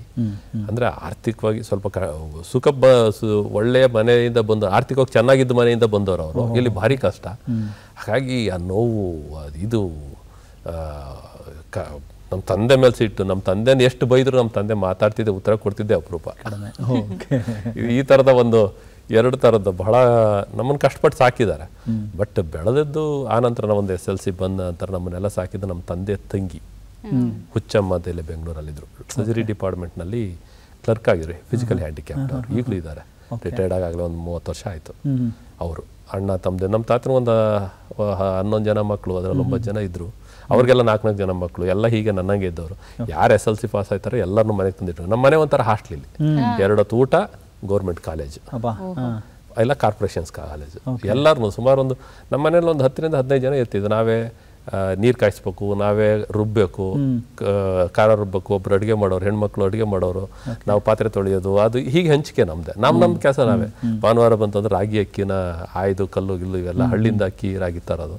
ಅವ್ರು 2 ಹೊತ್ತು ಊಟ ಹಾಕೋರು ನಮಗೆ. ಒಳ್ಳೆಯ ಪುಸ್ತಕ, ಬಟ್ಟೆ ಎಲ್ಲ. ಹಾಗಾಗಿ ಆ ವಾತಾವರಣದಲ್ಲಿ ನಮ್ಗೊಂಥರ ಹಾಸ್ಟ್ಲು ಬೆಳವಣಿಗೆ ಇದ್ದಂಗೆ. ಅವರೆಲ್ಲ ನಮಗೆ ಜೀವನ ಕೊಟ್ಟವ್ರೆ ಅವರು. ಒಂದು ರೀತಿ ಬದುಕನ್ನು ರೂಪಿಸ್ಕೊಳ್ಳಿಕ್ಕೆ ಕಾರಣ ಆ ವಾತಾವರಣ. ಸರ್, ತಾವು ಹೇಳ್ತಾ ಇರೋದನ್ನು ಕೇಳಿದ್ರೆ ಶಿಕ್ಷಣದ ಪ್ರಾಮುಖ್ಯತೆ ಕೂಡ ಬಹುಶಃ ಆ ಹಂತದಲ್ಲಿ ಅರಿವಿಗೆ ಬಂದಿರುತ್ತೆ ಅಂತ ಅನ್ಸುತ್ತಲ್ಲ? ಅಲ್ಲ, ಆ್ಯಕ್ಚುಲಿ ನಾನು ಸತದಡ್ಡ. ನಾನು SLC ಪಾಸ್ ಆಗ್ತೀನಿ ಅಂತ ನಂಬಿಕೆ ನನಗೆ ಇರಲಿಲ್ಲ. ಸ್ಕೂಲ್ಗಳಲ್ಲಿ ನಾವು ಸತದಡ್ಡರಲ್ಲಿ ಸತದಡ್ಡ. ಒಂದು 2 ಉದಾಹರಣೆ ಹೇಳ್ಬಿಟ್ರೆ ನಗ್ತೀರಿ. ಬಹುಶಃ ನನ್ನ ಆತ್ಮಕತೆ ನೀವು ಓದಿದ್ರೆ ಗೊತ್ತಾಗುತ್ತೆ. ಇಂಗ್ಲೀಷ್ ಅಂತೂ ಗೊತ್ತೇ ಇರಲಿಲ್ಲ. ಬೇರೆ ನಾನು 6ನೇ ಕ್ಲಾಸ್ ಎಕ್ಸಾಮ್ ಬರೆದು ನಮ್ಮ ಹಳ್ಳಿ ಸ್ಕೂಲು ಮರ ಇರುತ್ತೆ ಹೊರಗಡೆ ಎಲ್ಲ, ಅಲ್ಲಿ ಕೂತಿದ್ದೆ. ಎಲ್ಲ ಬರೆದಾದ್ಮೇಲೆ ಸೈನ್ಸ್ ಪೇಪರ್ ಆಯಿತು, ಹೊರಗಡೆ ಕೂರಿಸಿದ್ರು. ಪೇಪರ್ ಜೋಡಿಸ್ಕೋತಾರಲ್ಲ, ನಮ್ಮ ಕೃಷ್ಣಮೂರ್ತಿ ಅಂತ ಹೆಡ್ ಮಾಸ್ಟ್ರು, ಯಾವುದೋ 7th ಕ್ಲಾಸ್ ಮುಗಿಸ್ಕೊಂಡು ನಾನು 6ನೇ ಕ್ಲಾಸಲ್ಲಿದ್ದೆ. ಬಂದು ಇದೆಲ್ಲ ಜೋಡಿಸ್ಕೋತಿದ್ರು. ಜೋಗೇಗೌಡರು ಅಂತ ನಮ್ಮ ಮಾಸ್ಟ್ರು ಜೋಡಿಸ್ತಾ ಇದ್ರು, ಸೈನ್ಸ್ ಮಾಸ್ಟ್ರು. 1-2 ಪೇಪರ್ ಹಿಂಗೆ ತೆಗೆದು, ಗೊತ್ತಲ್ಲ ಹೆಡ್ ಮಾಸ್ಟರ್ಗಳು ಕ್ರಾಸ್ ಚೆಕ್ ಮಾಡೋದು. ಸೀರಿಯಲ್ ನಂಬರ್ 6 ನಂದು ತೆಗೆದು, ಅದೇನೋ ನಮ್ಮ ಬ್ಯಾಡ್ ಲಕ್ ಏನೋ ಅವ್ರ ಕೈಗೆ ಸಿಕ್ಬಿಟ್ಟು ತೆಗೆದ್ಬಿಟ್ಟು, ಯಾರು ಸೀರಿಯಲ್ ನಂಬರ್ 6? ನಾನು ಸರ್ ಅಂತ ನಿಂತ್ಕೊಂಡು, ಮುಂಡೆದೆ ನೀನು ಇದನ್ನು ಓದಿ ಹೇಳಿಬಿಟ್ರೆ ನೀನು ಪಾಸ್ ಮಾಡಿಬಿಡ್ತೀನಿ ನೋಡಿ, ನೀನು ಬರ್ದಿರೋದು. ದಟ್ಸ್ ಮೈ ನನ್ನ ಪರಿಸ್ಥಿತಿ ಹಾಗಿದ್ದದ್ದು. ಬಟ್ SLC ಹೇಗೋ ಪಾಸ್ ಆಯಿತು, ಅಂತೂ ಪಾಸ್ ಆಯಿತು. ಬೆಂಗಳೂರು ಬಂದಾಗ ನಮ್ಮ ಮಾವ ಒಬ್ಬರಿದ್ರು. ಅವರು ಪೇಪರ್ ಓದ್ತಾ ಡಿಕ್ಟೇಷನ್ ಕೊಟ್ಟರು ಕನ್ನಡದಲ್ಲಿ. ಪ್ರಜಾವಾಣಿ ಓದ್ತಾ 23 ಕೊಟ್ಟಿದ್ರು, 21 ತಪ್ಪಾಗಿತ್ತು ಸ್ಪೆಲ್ಲಿಂಗು. ನೀನು ಕನ್ನಡ ಇಂಗ್ಲೀಷ್ ಓದೋಕ್ಕೂ ಬರಲ್ಲ ಅಂತೇಳಿ ಬೆಂಗಳೂರಿನಲ್ಲಿ ಕೆಲಸಕ್ಕೆ ಹಾಕಿದ್ದು. KEB-ನಲ್ಲಿ ಗ್ಯಾಂಗ್ ಮ್ಯಾನ್ ಅಂತಾರೆ, ಲೈನ್ಮನ್ ಗೊತ್ತಲ್ಲ. ಹೆಚ್ಚು ಕಡಿಮೆ ನೀವು ಫುಟ್ಬಾತಲ್ಲೆಲ್ಲ ಹಾಗೆ ಓಡಾಡಿದಿರಿ. ಅಲ್ಲಿ ಅಕ್ಕಪಕ್ಕ ಎಲೆಕ್ಟ್ರಿಕಲ್ ಬಾಕ್ಸ್ ಇದಾವಲ್ಲ, ಭಾಳಷ್ಟು ಅಗದು ಹಾಕ್ದವು, ನಾನು ಹಾಕ್ದವು ಇದಾವೆ. ನಿಮಗೆ ರ್ಯಾಡಿಷನ್ ಬ್ಲೂ ಹೋಟ್ಲಲ್ಲಿ ಟ್ರಾನ್ಸ್ಫಾರ್ಮರ್ ಹಾಕಬೇಕಾದ್ರೆ 1 ತಿಂಗಳು ಕೂಲಿ ಮಾಡಿದ್ದಾನೆ. ಅಲ್ಲಿ ಟ್ರಾನ್ಸ್ಫರ್ ಆಗೋದು, ಕಂಬ ಹಾಕಿ ಅದನ್ನು ಹಾಕಿ. ಹಾಗೇನೆ ನೀವು ಸಂತೋಷ್ ಟಾಕೀಸು ಅಲ್ಲಿ ಇಲ್ಲೆಲ್ಲ ಟ್ರಾನ್ಸ್ಫಾರ್ಮರ್ಗಳು ನೋಡ್ತಿರಲ್ಲ, ಅವೆಲ್ಲ ಈಗೆಲ್ಲ ಚೇಂಜ್ ಆಗಿದಾವೆ. ಕೇಬಲ್ ಹಿಂಗೆಲ್ಲ ಆಗಿ ಮೆಜೆಸ್ಟಿಕ್ ಫುಟ್ಬಾತಲ್ಲಿ ಮಲಗಿ ನಿದ್ರೆ ಮಾಡಿದ್ದೇನೆ, ಓಡಾಡಿದ್ದೇನೆ. 365 ರೂಪಾಯಿ ಕೊಡೋರು ತಿಂಗಳಿಗೆ. ಜೊತೆಗೆ ಗೌರ್ಮೆಂಟ್ ಆರ್ಟ್ಸ್ ಕಾಲೇಜಲ್ಲಿ ಅಡ್ಮಿಷನ್ ಆದೆ. ನನ್ನ ಪುಣ್ಯ, ಬೆಂಗಳೂರು ಯೂನಿವರ್ಸಿಟಿಲಿ ಒಂದು ಸ್ಕೀಮ್ ಇತ್ತು, ಅದರ ಫಲಾನುಭವಿ ನಾನು. ಅಟೆಂಡೆನ್ಸ್ ಇಲ್ಲ ಅಂದರೆ 65 ರೂಪಾಯಿ ಫೈನ್ ಕಟ್ಟಬೇಕು, ಎಕ್ಸಾಮ್ ಕಟ್ಸೋರು. ನಾನು ಇರೋಷ್ಟು ದಿವಸ. ಹೌದಾ? ಫೈನಲ್ ಇಯರ್ BA ಬಂದಾಗ ಹೋಗಿದ್ದೆ. ನಾನು ಕಾಲೇಜ್ಗೆ ಹೋದವನಲ್ಲ, ಏನು ಅಪ್ರೂಪಕ್ಕೆ 1 ದಿವಸ 2 ದಿವಸ ಹೋಗಿರಬೇಕು. ಅಂದರೆ 10%ಗಿಂತ ಹೆಚ್ಚು ಅಟೆಂಡೆನ್ಸ್ ಇಲ್ಲ. ನಾನು ಈವನ್ MA ಮಾಡಬೇಕಾದ್ರೂ ಅಷ್ಟೇ. ನಮ್ಮ ಚಿಕ್ಕಪ್ಪ ಯಾರೊಬ್ರು ಮನೆ ಕಟ್ಟಿಸಿದ್ರು. ಆ ಮನೆ ಕಟ್ಟಿಸೋ ಮೇಸ್ತ್ರಿ ಕೆಲಸ ವಹಿಸಿದ್ರು ನನಗೆ. ಅದು ಮಾಡ್ಕೊಂಡು MA ಮುಗಿಸ್ದೆ. ಕಾಲೇಜ್ಗೆ ಹೋದವನಲ್ಲ, ಸೆಲ್ಫ್ ಸ್ಟಡೀಸ್. ನಾನು ಯಾವತ್ತು ಕಾಲೇಜು ಅದೇನಂದರೆ ಆ ನಂತರ ನನ್ನ ಮನಸ್ಸಿನಲ್ಲಿ ಒಂದು ಬದಲಾವಣೆ. ಐ ಡೋಂಟ್ ನೋ, ಮೆಜೆಸ್ಟಿಕ್ ಫುಟ್ಬಾತಲ್ಲಿ ಈ ದಿಕ್ಸೂಚಿ ಓದಲಿಕ್ಕೆ ಶುರು ಮಾಡಿದೆ. ನನ್ನ ಲೈಫಲ್ಲಿ ದಿಕ್ಕನ್ನೇ ಬದಲಾಯಿಸಿದ್ದು. ಓದೋದ್ರಲ್ಲಂತೂ ದಿಕ್ಸೂಚಿನೇ ನನ್ನ ಲೈಫ್ ಟರ್ನ್ ಮಾಡಿದ್ದು. ಅದನ್ನು ಓದ್ಲಿಕ್ಕೆ ಶುರು ಮಾಡಿದ್ಮೇಲೆ ನಾನು ಏನಾದರೂ ಮಾಡಬೇಕು. ಅದಕ್ಕಿಂತ ಹೆಚ್ಚಾಗಿ ಇಲ್ಲಿ ಒಂದು ಸರ್ಕಾರದ ಪರ್ಮನೆಂಟ್ ಉದ್ಯೋಗವನ್ನು ನಾನು ಗಿಟ್ಟಿಸ್ಕೊಳ್ಳದೆ ಇದ್ದರೆ ಊರಿಗೆ ಹೋದರೆ ಕೂಲಿ ಮಾಡಬೇಕು. ಅದಕ್ಕೋಸ್ಕರ ಒಂದು ಹಸಿವು, ಅದನ್ನು ಏನಾದರೂ ಮಾಡಿ ಒಂದು ಬದುಕನ್ನು ಕಂಡುಕೋಬೇಕು ಅನ್ನೋ ಒಳಗಿನ ಒತ್ತಡ ಇದೆಯಲ್ಲ, ಅದೇ ನನ್ನನ್ನು ಬದಲು ಮಾಡಿದ್ದು. ಬೇರೆ ಯಾವ ಕಾರಣನೂ ಅಲ್ಲ. ನಾನು ಒಂದು ಪರ್ಮನೆಂಟ್ ಉದ್ಯೋಗ ಗಿಟ್ಟಿಸ್ಕೋಬೇಕು, ಯಾವ ಎಕ್ಸಾಮ್ ಏನಾದರೂ ಒಂದು ಪಾಸ್ ಮಾಡಬೇಕು, ಏನಾದರೂ ಮಾಡಬೇಕು. ದಿಕ್ಸೂಚಿ ಓದಕ್ಕೆ ಶುರು ಮಾಡಿದಾಗ ಕಾಂಪಿಟೇಟಿವ್ ಎಕ್ಸಾಮ್ ಬಗ್ಗೆ ಒಂದು ಐಡಿಯಾ ಬಂತು. SDA ಬರೆದ್ವಿ. SDA ಅವಾಗ 1.5 ಲಕ್ಷ 2 ಲಕ್ಷ ಜನ ಎಕ್ಸಾಮ್ ಬರೆದ್ರು ಅಂತ ಪೇಪರಲ್ಲಿ ಓದ್ತಿದ್ವಿ. ನಾವೆಲ್ಲ ದಡ್ರು ಹಳ್ಳಿಯವರು, ನಮಗೆಲ್ಲ ಆಗುತ್ತೆ. ಸೆಲೆಕ್ಟ್ ಆಗಿಬಿಡ್ತು SDA ಆಗಿ. Collegiate education department Malur degree ಕಾಲೇಜ್ನಲ್ಲಿ ನಾನು ಕ್ಲರ್ಕ್ ಆಗಿ 3 ವರ್ಷ ಕೆಲಸ ಮಾಡಿದೆ, SDA ಕ್ಲರ್ಕ್ ಆಗಿ. ಅವಾಗ ಕಾನ್ಫಿಡೆನ್ಸ್ ಬಂತು, ಓಹ್ ನಾವು ದಡ್ರಲ್ಲ, ನಾವು ಮಾಡ್ಬೋದು. ಸರಿ ಓದ್ಲಿಕ್ಕೆ ಶುರು ಮಾಡಿದ್ದು. 98 KS ಬರೆದ್ವಿ, FDC ಬರೆದ್ವಿ. 98 KS ಅಲ್ಲಿ ಡಿಸ್ಟ್ರಿಕ್ಟ್ ಮಾರ್ಕೆಟಿಂಗ್ ಆಫೀಸರ್ ಸೆಲೆಕ್ಟ್ ಆಗೋಯ್ತು. ಫಸ್ಟ್ ಟೈಮ್ 413 ಜನ ಸೆಲೆಕ್ಟ್ ಆಗಿದ್ರು, ಅತಿ ಚಿಕ್ಕ ಹುಡುಗ ನಾನೇ. ಹೌದಾ?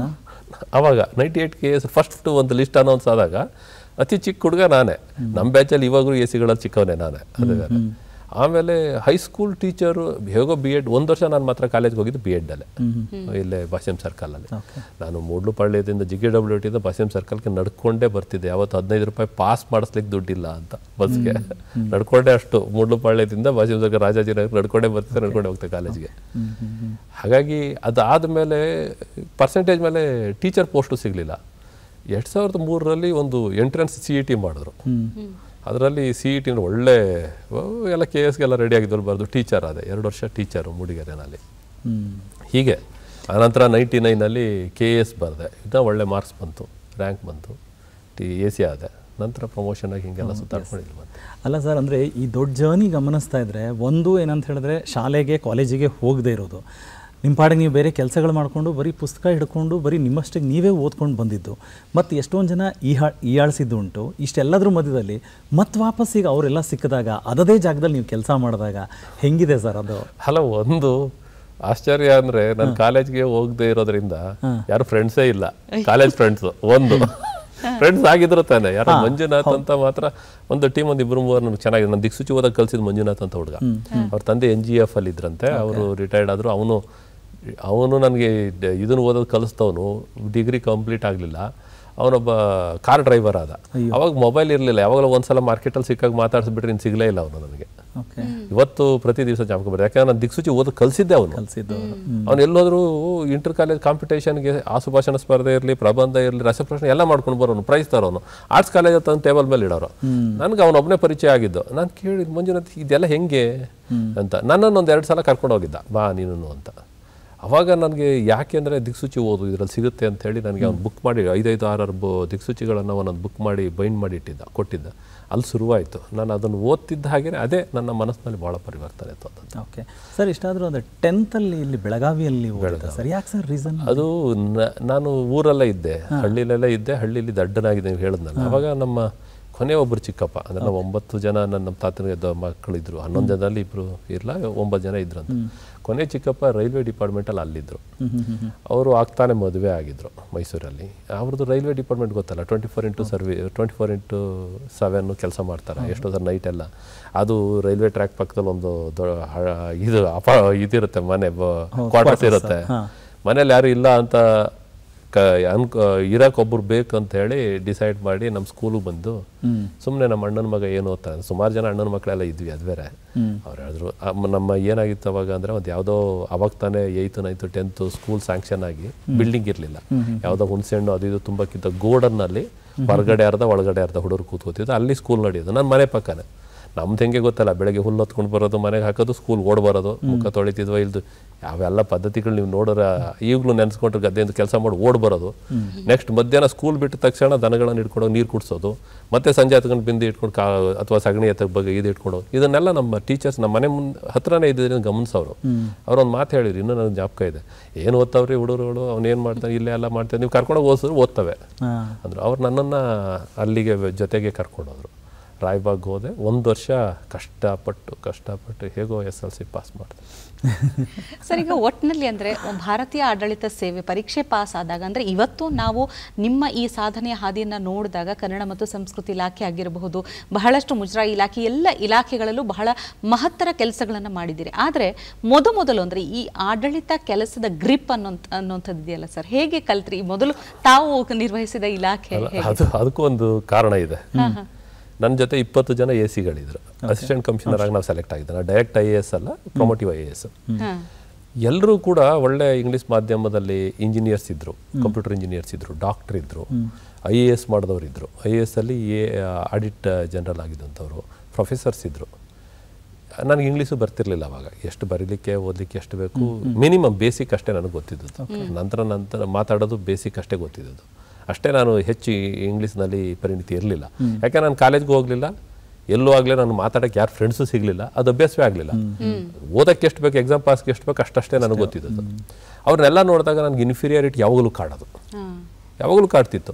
ಏನಪ್ಪ ಇವರೆಲ್ಲ ಇಷ್ಟು ಚೆನ್ನಾಗಿ ಮಾತಾಡ್ತಾರೆ, ಯಾರು ಇಂಟ್ರೊಡ್ಯೂಸ್ ಮಾಡ್ಕೋಬೇಕು ಹೈಯರ್ ಆಫೀಸರ್ಸ್ ಅಂದರೆ ಇಂಗ್ಲೀಷ್ನಲ್ಲಿ ಅವ್ನು ಇಂಟ್ರೊಡ್ಯೂಸ್ ಮಾಡ್ಕೊಳ್ಳೋರು, ನಾನು ಮಾತಾಡೋದು ಇನ್ಫೀರಿಯಾರಿಟಿ ಒಂಥರ ನನಗೆ ನನ್ನೊಳಗಡೆ ನಾನು ಆ ಕೀಳರಿಮೆ ತುಂಬ ಇತ್ತು. ನಾನು ಸಕ್ಸಸ್ ಆಗೋದು ಕಷ್ಟ, ಇವರೆಲ್ಲ ಸಕ್ಸಸ್ ಆಗ್ತಾರೆ, ನನ್ನ ಕೈಲಿ ಆಗಲ್ಲ ಅನ್ನೋದಿತ್ತು. ಅದಕ್ಕೆ ಪರ್ಯಾಯ ಅವರೆಲ್ಲ ಆ್ಯಕ್ಟ್ ರೂಲ್ಸ್ ಓದಿದ್ರೆ ಚೆನ್ನಾಗಿ ಜ್ಞಾಪಕ ಇಟ್ಕೊಂಡರು, ರೆವಿನ್ಯೂ ರೂಲ್ಸ್ ಹೇಳೋರು, ಅದು ಹೇಳೋರು, ಇದು ಹೇಳೋರು ಆಗ್ಲೇ.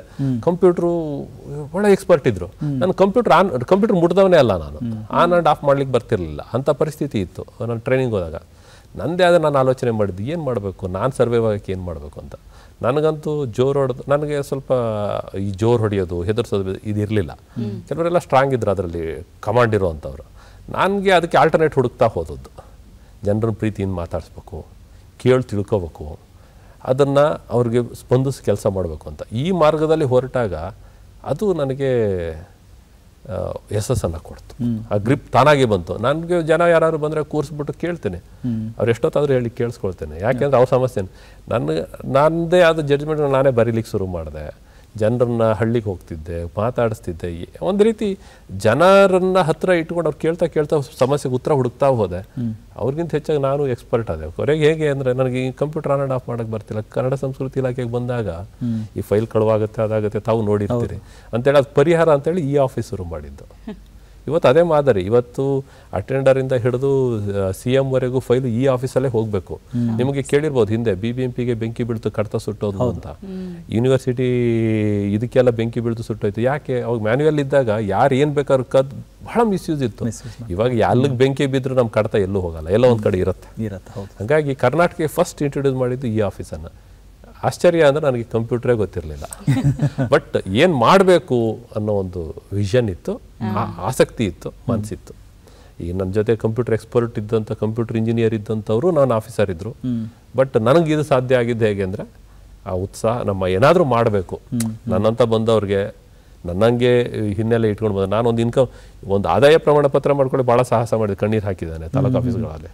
ಆ ಪರಿಸ್ಥಿತಿ ಬರಬಾರ್ದು, ನಾನೇನಾದ್ರು ಮಾಡಬೇಕಲ್ಲ ಅಂತ.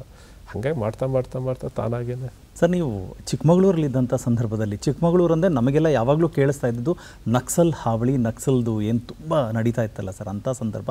ಆ ಸಂದರ್ಭದಲ್ಲಿ ನೀವು ಅಲ್ಲಿ ಇರ್ತೀರಿ ಸರ್, ಸಾಕಷ್ಟು ಅಲ್ಲಿ ಒಂದಷ್ಟು ಮಾರ್ಪಾಡುಗಳನ್ನು ತರ್ತಿರಲ್ಲ. ಆ ಮಲೆನಾಡಿನ ಪ್ರದೇಶ, ಆ ಚಿಕ್ಕಮಗಳೂರದ ಕತೆ ಹೇಳಿ ಸರ್. ಸಾಮಾನ್ಯವಾಗಿ ನಕ್ಸಲ್ ಅಂತ ಅಂದ ತಕ್ಷಣ ನಿಮ್ಗೆ ಬರೋದು ಸಾಕೇತ್ ರಾಜನ್ ಎನ್ಕೌಂಟರ್, ಅಲ್ಲಿಂದನೇ ಜಾಸ್ತಿ ಪ್ರಚಲಿತ. ಅಂದರೆ ಹೆಚ್ಚು ಕಡಿಮೆ 2002ನಲ್ಲಿ 2002, 2001, 2002ನಲ್ಲಿ ಆ ಟೈಮ್ನಲ್ಲಿ ನಕ್ಸಲಿಸಮ್ ಸ್ಟಾರ್ಟ್ ಆಗಿದ್ದು ಕರ್ನಾಟಕದಲ್ಲಿ. ಅದು ಮಲೆನಾಡಲ್ಲಿ ಹೆಚ್ಚು. ಕಾರಣ ಇದೆ, ಸುಪ್ರೀಂ ಕೋರ್ಟ್ ಒಂದು ಆರ್ಡರ್ ಮಾಡ್ತು, ಫಾರೆಸ್ಟಲ್ಲಿರುವಂಥವ್ರನ್ನೆಲ್ಲ ಫಾರೆಸ್ಟ್ ಬಾರ್ಡ್ರಿಗೆ, ಟ್ರೈಬಲ್ಸನ್ನು ಬಾರ್ಡ್ರಿಗೆ ತಂದು ಅಲ್ಲಿ ಒಳಗಡೆ ಎನ್ಕ್ರೋಚರ್ಸ್ನೆಲ್ಲ ಹೊರಗೆ ಹಾಕಬೇಕು ಅಂತ. ಇದು ಇಡೀ ರಾಷ್ಟ್ರದಲ್ಲಿ ಅದು ಬಂದಂಥ ಸಮಸ್ಯೆ ನಕ್ಸಲಿಸಮಲ್ಲಿ. ಅಂದರೆ ಫಾರೆಸ್ಟಿಂದ ಟ್ರೈಬಲ್ಸನ್ನೆಲ್ಲ ಹೊರಗೆ ಹಾಕ್ಬಿಡ್ತಾರೆ ಅಂತ. 2005 ಡಿಸೆಂಬರ್ 31ಗೆ ಕುದುರೆಮುಖ ಐರನ್ ಓವರು ಸ್ಟಾಪ್ ಆಯಿತು. ಅವಾಗ ನಾನು ಟೀಚರ್ ಅದೇ ಮೂಡಿಗೆರೆನಲ್ಲಿ ಸ್ಟಾಪ್ ಆಯಿತು. ಆ ಟೈಮ್ನಲ್ಲಿ ಕುದುರೆಮುಖ ಅಭಯಾರಣ್ಯ ಹೋರಾಟದ ಸಮಿತಿಯವರೆಲ್ಲ ಸರ್ಕಾರದ ವಿರುದ್ಧ ಒಂದು ಆರ್ಗನೈಸ್ ಮಾಡಿಕೊಂಡು ಹೋರಾಟ ಶುರು ಮಾಡಿದ್ರು. ಅವಾಗ ಆಂಧ್ರ ಅಲ್ಲಿಂದ ಇಲ್ಲಿಂದ ನಕ್ಸಲಿಸಮ್ ಎಂಟ್ರಿ ಆಗಿತ್ತು. ಅದು 2005-4-5 ಬರೋವಷ್ಟರಲ್ಲಿ ಬೂಮಲ್ಲಿ ಇದ್ದಂಥದ್ದು. ಇಲ್ಲಿ ನಕ್ಸಲ್ ಲೀಡರ್ಗಳು ಲೋಕಲ್ ಕೃಷ್ಣಮೂರ್ತಿ ಇದ್ದ, BG ಕೃಷ್ಣಮೂರ್ತಿ ಇದ್ದ, ಹೊಸಗದ್ದೆ ಪ್ರಭಾ, ಹೊರಳೆ, ಸರೋಜಾ, ಇವರೆಲ್ಲ ಬಂದಂಥವ್ರು. ಆ ಟೈಮ್ನಲ್ಲಿ ನಾನು 2007 ಜುಲೈ 2ನೇ ತಾರೀಕು ನಾನು ರಿಪೋರ್ಟ್ ಮಾಡಿಕೊಂಡೆ. ಅದು ನಾನು ರಿಪೋರ್ಟ್ ಮಾಡೋದ್ಕಿಂತ ಒಂದು 6 ತಿಂಗಳ ಮುಂಚೆ ಸಾಕೇತ್ ರಾಜಂದು ಎನ್ಕೌಂಟರ್ ಆಗಿತ್ತು. ಅದಾದಾಗ ನಾನು ಹೋಗೋದಕ್ಕಿಂತ 1 ತಿಂಗಳು ಮುಂಚೆ ವೆಂಕಟೇಶ್ ಅಂತ ಮಾಹಿತಿ ಕೊಡ್ತಾನೆ ಅಂತ ಹೇಳಿ ಒಬ್ಬನ ರೋಡಲ್ಲೇ ಅವ್ರ ಹೆಂಡತಿ ಮಕ್ಕಳು ಮುಂದೆ ಕೊಚ್ಚಾಕಿದ್ರು ನಕ್ಸಲ್ರು. ಆ ಟೈಮಲ್ಲಿ ನಾನು ಎಂಟ್ರಿ 2007 ಜುಲೈ 2ನೇ ತಾರೀಕು ನಾನು ರಿಪೋರ್ಟ್ ಮಾಡಿದೆ. 10ನೇ ತಾರೀಕು ಮತ್ತೊಂದು ಅಮ್ಮಡ್ಲು ಎನ್ಕೌಂಟರ್, ಸಾಕೇತ್ ರಾಜಂತ ಅದು ಪಕ್ಕದಲ್ಲೇ 1 ಕಿಲೋಮೀಟರ್ ಪಕ್ಕದಲ್ಲೇ ಒಂದು ಎನ್ಕೌಂಟರ್ ಗೌತಮ್ದು. ಅವನೊಬ್ಬ ಸತ್ತಿರಲಿಲ್ಲ. ಆ ಮನೇಲಿ ಆಶ್ರಯ ಕೊಟ್ಟಂಥ ಸುಂದರೇಶ್ ಮತ್ತು ಕಾವೇರಿ ಅಂತ ತಂದೆ ತಾಯಿ ತೀರ್ಕೊಂಡ್ರು. 2 ಮಕ್ಕಳಿದ್ರು, ಅವ್ರು ಅನಾಥರಾದರು. ಮತ್ತು ಅಲ್ಲಿ ಪರಮೇಶ್ವರ್ ಅಂತ ಹೇಳಿ ಕುದುರೆಮುಖ ಅಭಯಾರಣ್ಯ ಹೋರಾಟ ಸಮಿತಿಯ ಸೆಕ್ರೆಟರಿ ಇದ್ದ, ಅವನು 4 ಜನ ಡೆತ್ ಆಯಿತು. ಆ ಎನ್ಕೌಂಟರಲ್ಲಿ ನಾವು ಪ್ರೊಸೀಜರ್ ಇದೆ, AC ಆದವರು ಅದನ್ನು ಇನ್ಕ್ವೆಸ್ಟ್ ಮಾಡ್ಬೇಕು, ಅಲ್ಲಿ ತನಕ ಪೊಲೀಸ್ ಟಚ್ ಮಾಡಂಗಿಲ್ಲ. ಅದಕ್ಕೆ ಹೋದಾಗ ಅದು ಗುಡ್ಡ 10 ಕಿಲೋಮೀಟರ್ ಗಂಟೆ ನಡ್ಕೊಂಡೆಲ್ಲ ಹೋಗ್ಬೇಕು. ಒಂಥರ ಸ್ಟೀಫ್ ಪ್ರಪಾತದಲ್ಲಿ ಅವ್ರ ಮನೆ ಒಂದು ಸಂದಿನಲ್ಲಿ ಒಂದೇ ಮನೆ ಹೋಗ್ಬೇಕಾದ್ರೆ ಟ್ರೈಬಲ್ಸ್ ಎಲ್ಲ ಎಗನೆಸ್ಟ್ ಆಗಿಬಿಟ್ಟಿದ್ರು. ಅಲ್ಲಿಯ ಸ್ಥಳೀಯ ಜನರು. ಹೋಗ್ತಿದ್ದಂಗೆ ನಾನು ಜೀಪನ್ನು ಹಿಡಿದು ಸುಟ್ಟು ಬೆಂಕಿ ಹಚ್ಚಿ ಸರಿ ರೋಡ್ ಗೀಡೆಲ್ಲ ಬಂದ್ ಮಾಡಿ ಆ ರಾತ್ರಿ ನಾವು ಆ ನಕ್ಸಲ್ ಹೋಗಿ ಅದು ಇನ್ಕ್ವೆಸ್ಟ್ ಮಾಡಿ ರಾತ್ರಿ ಎಲ್ಲ ಕಾರ್ಯಾಚರಣೆ ಮಾಡಿ ಆಲ್ಟರ್ನೇಟ್ ರಸ್ತೆ ಮಾಡಿ ಬಾಡಿ ತರಬೇಕಲ್ಲ. ರಾತ್ರಿ ಅವರೆಲ್ಲ ಬೆಂಕಿ ಹಾಕಿ ಎಲ್ಲ ಅಟ್ಯಾಕ್ ಮಾಡ್ಲಿಕ್ಕೆ ಎಲ್ಲ ಒಂದು ರೀತಿ ಅದು ರಾತ್ರಿ ಅದನ್ನು ವರ್ಣಿಸ್ಲಿಕ್ಕೆ ಸಾಧ್ಯನೇ ಇಲ್ಲ. ಬದುಕು ಬಂದಿದ್ದು ಗ್ರೇಟ್ ಅಷ್ಟೇ. ನಾನು ವಿಪುಲ್ ಕುಮಾರ್ ಅಂತ SP ಅವರು ರಾತ್ರಿ ಕೊನೆಗೆ ಬ್ಲ್ಯಾಕ್ ಕ್ಯಾಟ್ಸ್ಗಳನ್ನೆಲ್ಲ ಕರೆಸಿ 3 ಗಂಟೆ ರಾತ್ರಿ ಲಾಠಿ ಚಾರ್ಜ್ ಮಾಡಿಸಿ ಏನೋ ಮಾಡಿ ಬೆಳಿಗ್ಗೆ ಬಾಡಿ ತಗೊಂಡು 24 ಅವರ್ಸ್ ಒಂಥರ ಮಳೆ, ಕಂಟಿನ್ಯೂಸ್ ಮಳೆಯಲ್ಲಿ ಊಟ ಇಲ್ಲ ಬೆಳಕಿಲ್ಲ ಏನಿಲ್ಲ. ನಾನು ಜೀಪ್ ಸುಡ್ತಾ ಇದ್ದ ಬೆಳಕಿನಲ್ಲೇ ನಾವು ಇರಬೇಕಾದ ಪರಿಸ್ಥಿತಿ ಬಂದದ್ದು. ಇಟ್ಸ್ ಒಂದು ರೀತಿ ಒಳ್ಳೆ ಅನುಭವ. ಅದರ ಒಂದು ಒಳ್ಳೆ ಅನುಭವ ಅನ್ನೋದಕ್ಕಿಂತ ಲೈಫಲ್ಲಿ ಅಂಥ ಅನುಭವ ಎಲ್ಲರಿಗೂ ಸಿಗಲ್ಲ. ಐ ಆಮ್ ಲಕ್ಕಿ ಅಂತ ಅನುಭವ ಸಿಕ್ಕಿತ್ತು.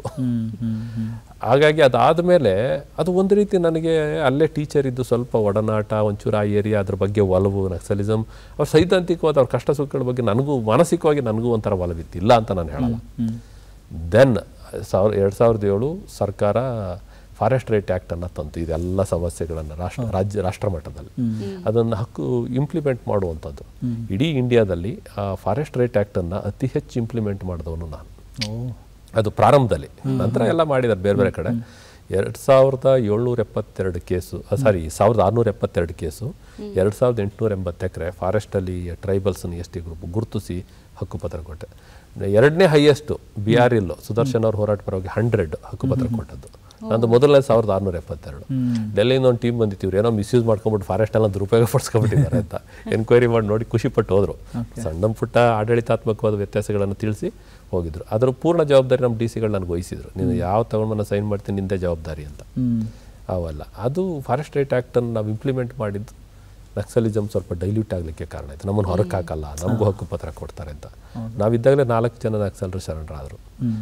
ಹೊರಗದ್ದೆ ಹೊರಳೆ ಸರೋಜ, ವೆಂಕಟೇಶ್ ಅಂತ, ಮತ್ತು ಇನ್ನೊಬ್ರು ಪ್ರಭಾ ಅಂತ ಒಂದು 4 ಜನ. ಒಬ್ಬಳಿಗೆ ನಾವು ಶೃಂಗೇರಿ ಒಂದು ಇದರಲ್ಲಿ ಯಾವುದೋ ಅಂಗಡಿನಲ್ಲಿ ಒಂದು ಕೆಲಸ, ಒಬ್ಬಳಿಗೆ ನಮ್ಮ ಗ್ರಾಮ ಸಹಾಯಕಿ ಕೆಲಸ, ಒಬ್ಬರಿಗೆ ಜಮೀನು ಕೇಳಿದ್ರು ಹೊರಳೆನಲ್ಲಿ ಅದು.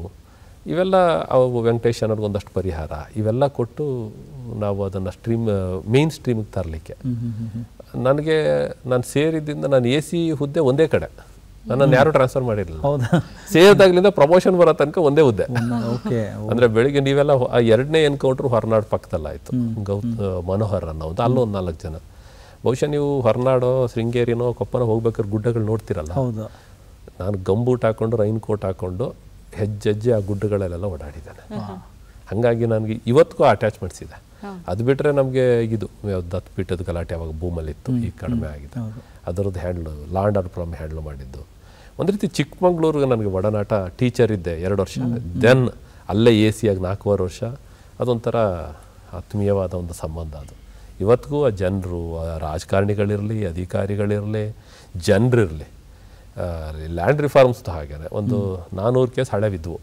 ಹೋದ ತಕ್ಷಣ ಏನು ಮಾಡಬೇಕು, ಎಲ್ಲ ಹೋಗೋದು ಹಳ್ಳಿ ಸ್ಕೂಲಲ್ಲಿ ಒಂದು ಟೇಬಲ್ ಕುರ್ಚಿ ಹಾಕೊಳ್ಳೋದು, ಜನ ಕರೆಯೋದು, ಅಲ್ಲೇ ಹಿಯರ್ ಮಾಡಿ ಅಲ್ಲೇ ಆರ್ಡ್ರು. ಒಂದು 3 ತಿಂಗಳಲ್ಲಿ 450 ಕೇಸನ್ನು ಮುಗಿಸಿದ್ದೆ, 0. ಎಲ್ಲ ಆರ್ಡ್ರ್ಗಳು ಹೀಗೆ ಹಳ್ಳಿ ಸುತ್ತುತ್ತಿದ್ದೆ. ಆಮೇಲೆ ಅಲ್ಲೂ ಸ್ವಲ್ಪ ಜಿಲ್ಲೆಗಳಲ್ಲಿ ನಾನು ಫೆಮಿಲಿಯರ್ ಇದ್ದೆ, ಟೀಚರ್ ಅಂತ. ಫಸ್ಟ್ ವರ್ಷನೇ ಒಂದು ವಚನ ಸಾಹಿತ್ಯ ಪರಿಷತ್ ಅವರು ಬೆಸ್ಟ್ ಟೀಚರ್ ಅಂತ ಒಂದೇ ವರ್ಷಕ್ಕೆ ಅವಾರ್ಡ್ ಕೊಟ್ಟಿದ್ರು. ಹಾಗಾಗಿ ಅದು ಒಂಥರ, ಅದು ನನಗೆ ಕೆಲಸದಲ್ಲಿ ಜನರ ಜೊತೆ ಆತ್ಮೀಯತೆ, ಅದೊಂದು ರೀತಿ ನನ್ನ ಆಡಳಿತಾತ್ಮಕವಾಗಿ ದಿಕ್ಕನ್ನು ಬದಲಾಯಿಸಿತ್ತು. ನನ್ನ ಸರ್ವಿಸಲ್ಲಿ ಒಂದು ವಿಶೇಷತೆ ಅಂದರೆ, ನಾನು ಆಫೀಸ್ಗೆ ಎಂದೂ ಲೇಟಾಗಿ ಹೋದವನಲ್ಲ.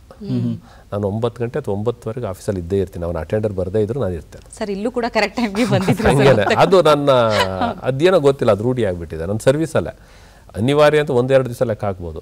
ನಾನು ಶೃಂಗೇರಿಗೆ ಹೋಗ್ತೀನಿ ಅಂದರೆ ಶೃಂಗೇರಿಗೂ 10 ಗಂಟೆ, ಅಲ್ಲಿ ಆಫೀಸ್ಗೂ ಕೂಡ 10 ಗಂಟೆಲ್ಲ ಇರಬೇಕು ಅಂತ, 2.5 ಗಂಟೆ ಜರ್ನಿ ಮಾಡಿದ್ರು ಅಲ್ಲಿ ಇರಬೇಕು ಅಂತ, ಆ ಥರದ ನನ್ನ ಮನಸ್ಥಿತಿ. ಸುಮ್ಮನೆ ಕುಳ್ಕೊಂಡು ಹಿಂಗೆಲ್ಲ ಕೆಲಸ ಮಾಡ್ತಾ ಇದ್ವಿ. ಒಂದು 5 ಗಂಟೆಗೆ ಯಾವುದೋ ನಕ್ಸಲ್ ಇಂಟೀರಿಯರ್, ಅವಾಗ ಭಾಳ ಇದ್ದಿದ್ದಂಥ ಸಂದರ್ಭದಲ್ಲಿ ಒಬ್ಬ ರೈತ ಸಾಲದಿಂದ ಆತ್ಮಹತ್ಯೆ. ಇಮ್ಮಿಡಿಯೇಟ್ ನಾವೊಂದು Sringeri is A small city, ಒಂದು 2 ಟೀಮ್ ಮಾಡಿ ಈ ಬ್ಯಾಂಕ್ ಹೋಗಿ ಎಲ್ಲೆಲ್ಲ ಲೋನ್ ಸಾಲ ತೊಗೊಂಡಿದ್ದಾನೆ, ನಾನು ಅಲ್ಲಿ ಸ್ಪಾಟ್ಗೆ ಹೋಗಿ ಬರೋ ಅಷ್ಟರಲ್ಲಿ 6-7 ಗಂಟೆ 8 ಗಂಟೆ ಆಗ್ಬೋದು, ಅಷ್ಟರಲ್ಲಿ ನೀನು ತೊಗೊಂಡು ಬಾ ಅಂತ ಟೀಮ್ ಮಾಡಿ ಬ್ಯಾಂಕ್ಗೆ ಕಳಿಸಿ ಅವರ ನಕ್ಸಲ್ ಏರಿಯಾ. ಈಗ ಪೊಲೀಸರೆಲ್ಲ ಇಷ್ಟೊತ್ತು ರಾತ್ರಿ ಯಾಕೆ ಹೋಗ್ತೀರಿ ಸರ್? ಇಲ್ಲ ಪರವಾಗಿಲ್ಲ, ಹೋಗಿ ನೋಡ್ಕೊಂಡು ಬರೋಣ, ನೋಡಬೇಕಲ್ಲ ಪ್ರೊಸೀಜರ್. ಇಮ್ಮಿಡಿಯೇಟ್ ತಹಸೀಲ್ದಾರ್ ಜೊತೆ ಅಲ್ಲಿ ಹೋಗಿ ಯಾವುದೋ ಗುಡ್ಡ ಬೆಟ್ಟ ಹತ್ತಿ ಅವ್ರ ಮನೆಗೆ ಹೋಗಿ ಆ ಬಾಡಿ ನೋಡಿ ಎಲ್ಲ ಮಾಡಿ ರಾತ್ರಿ 10 ಗಂಟೆಗೆ ಶೃಂಗೇರಿ ಬಂದು ಐಬಿನಲ್ಲಿ ಕುಳಿತು ರಾತ್ರಿನೇ ಒಂದು ಮೀಟಿಂಗ್ ಮಾಡಿ 11:30ಗೆ ಅವ್ರ ಫ್ಯಾಮಿಲಿಗೆ ಒಂದು ರೈತ ಆತ್ಮಹತ್ಯೆ ಚೆಕ್ ಕೊಟ್ಟು ನನ್ನ ನಂತರ 1 ಗಂಟೆ 2 ಗಂಟೆ ನನ್ನ ಮನೆಗೆ ಬಂದಿದ್ದೀನಿ ಚಿಕ್ಕಮಗಳೂರಿಗೆ. ಅಂತ ಉತ್ಸಾಹ ಇತ್ತು. ನನ್ನ ಟೀಮು ಚೆನ್ನಾಗಿತ್ತು. ನಮ್ಮ ಬ್ಯಾಚಿನ ಜೂನಿಯರ್ ಅಧಿಕಾರಿಗಳೇ ಇದ್ದರು. ನಾನು ಚಿಕ್ಕಮಗಳೂರು ಸರ್ವಿಸ್, ಹಾಗಾಗಿ ಇವತ್ತಿಗೂ ನನ್ನ ನೆನಪಿರುವಂಥದ್ದು. ಸರ್, ಈಗ ಒಂದು ಕಡೆ ನಕ್ಸಲ್ ಚಟುವಟಿಕೆ, ಸಾವು ನೋವು, ಅಲ್ಲಿಂದ ಸೀನ್ ಕಟ್ ಮಾಡಿದ್ರೆ ಕನ್ನಡ ಭಾಷೆ, ಸಂಸ್ಕೃತಿ, ಕಲೆ, ಕಲಾವಿದರು, ಹಾಡು, ನೃತ್ಯ, ಅಂದರೆ ಅದರ ಜೊತೆಗೆ ಬಹುಶಃ ಕನ್ನಡ ಮತ್ತು ಸಂಸ್ಕೃತಿ ಇಲಾಖೆಯ ಕೆಲಸದ ಜೊತೆಗೆ ಬಹುಶಃ ದೂರದರ್ಶನ, ಆಕಾಶವಾಣಿ ಅಂದರೆ ಸಹಯೋಗದಲ್ಲಿ ಎಷ್ಟು ಕಾರ್ಯಕ್ರಮಗಳಾಗಿರುತ್ತೆ. ಈ ಎಲ್ಲ ಒಡನಾಟದ ಬಗ್ಗೆ ನೆನಪು ಮಾಡ್ತೀವಿ. ಇಲ್ಲ, ನಾವು ಕನ್ನಡ ಸಂಸ್ಕೃತಿ ಇಲಾಖೆದ ಹೇಳಲೇಬೇಕು. ಚಿಕ್ಕಮಗಳೂರು ಬಿಟ್ಟು ಮಂಗಳೂರಿಗೆ ಅಡಿಷನಲ್ DC ಆಗಿ ಪ್ರಮೋಷನ್ ತಗೊಳ್ಳೋದೆ, ಅಲ್ಲಿಂದ ಡೈರೆಕ್ಟ್ AC ಇದ್ದಾಗ ಅತಿ ಕಡಿಮೆ ಟ್ರಾನ್ಸ್ಫರ್ ಯಾರಾದರೂ ಆಗಿದ್ರೆ ನಾನೇ. ಎಲ್ಲೂ 3 ವರ್ಷಕ್ಕಿಂತ ಕಡಿಮೆ ಮಾಡಿಲ್ಲ ನಾನು. AS ಆದಮೇಲೆ ಸಿಕ್ಕಾಪಟ್ಟೆ ಟ್ರಾನ್ಸ್ಫರ್ ಆಗಿಬಿಟ್ಟು ಅದು ಬಿಡಿ, ಅದೆಲ್ಲ ಕಾಂಪನ್ಸೇಟ್ ಆಗೋಗಿದೆ. ನಾನು ಮಂಗಳೂರಿನಲ್ಲಿ 3 ವರ್ಷ ಆಯ್ತಲ್ಲ, ಎಲ್ಲರೂ ಇನ್ನು ಎಲೆಕ್ಷನ್ ಬಂದು ಎಲ್ಲರೂ ಹೋಗಬೇಕು ಅಂದಾಗ ಯಾರೋ ಹೇಳಿದ್ರು, ನೋಡೋ ಕನ್ನಡ ಜನ ಸ್ನೇಹಿತ ಹರೀಶ್ ಅಂತ, ಅವನು ಮಿನಿಸ್ಟ್ರು PS ಇದ್ದ, ನೋಡೋ ಕನ್ನಡ ಕಲ್ಚರಲ್ಲಿ 8 ತಿಂಗಳಿಂದ ಯಾರು ಡೈರೆಕ್ಟರ್ ಇಲ್ವಂತೆ, ಯಾರಾದರೂ ಡೈರೆಕ್ಟರ್ ಇದ್ದಾರಾ ಅಂತ ಕೇಳ್ತಾ ಇದ್ದಾರೆ ಯೂಟ್ಯೂಬ್ನಲ್ಲಿ. ನಮ್ಮ ಈಗಿನ DC ಬೆಂಗಳೂರು ಜಗದೀಶ್ ಇದೆಲ್ಲ ಅವ್ರಿಗೆ ಹೇಳ್ತಾಯಿದ್ರು, ನೀನು ಭಾಳ ಚೆನ್ನಾಗಿ ಮಾತಾಡ್ತೀಯ, ನೀನು ಸೂಟ್ ಆಗ್ಬೋದು ನೋಡು ಅಂದರು.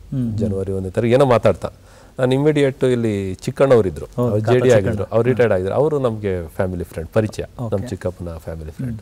ಅವ್ರು ಫೋನ್ ಮಾಡಿದೆ, ಏನು ಸರ್ ಹಿಂಗಿದೆ ಅಂತ, ಬರಂಗಿದ್ದು ಬಂದ್ಬಿಡ್ತೀನಿ, ಮಂಗಳೂರು ಬೇಜಾರಾಗಿದೆ ಬಂದ್ಬಿಡ್ತೀನಿ ಅಂತ. ಆಯಿತು ಮಾತಾಡ್ತೀನಿ, ಇಲ್ಲ ಯಾರಿಗೋ ಹೇಳ್ಬಿಟ್ಟಿದ್ವಿ, ನೋಡೋಣ ಮಾತಾಡ್ತೀನಿ ಅಂತ. ಸರಿ ಅಷ್ಟು ಹೇಳಿದ್ದೆ. ಆಮೇಲೆ ಎಲ್ಲ ಇಲ್ಲಿಗೆ ಏನೋ ಅವರು ಹೇಳಿದ್ರಂತೆ, ಒಳ್ಳೆ ಕೆಲಸ ಮಾಡ್ತಾನೆ, ಹಾಕೊಳ್ಳೋಣ ಅಂತ.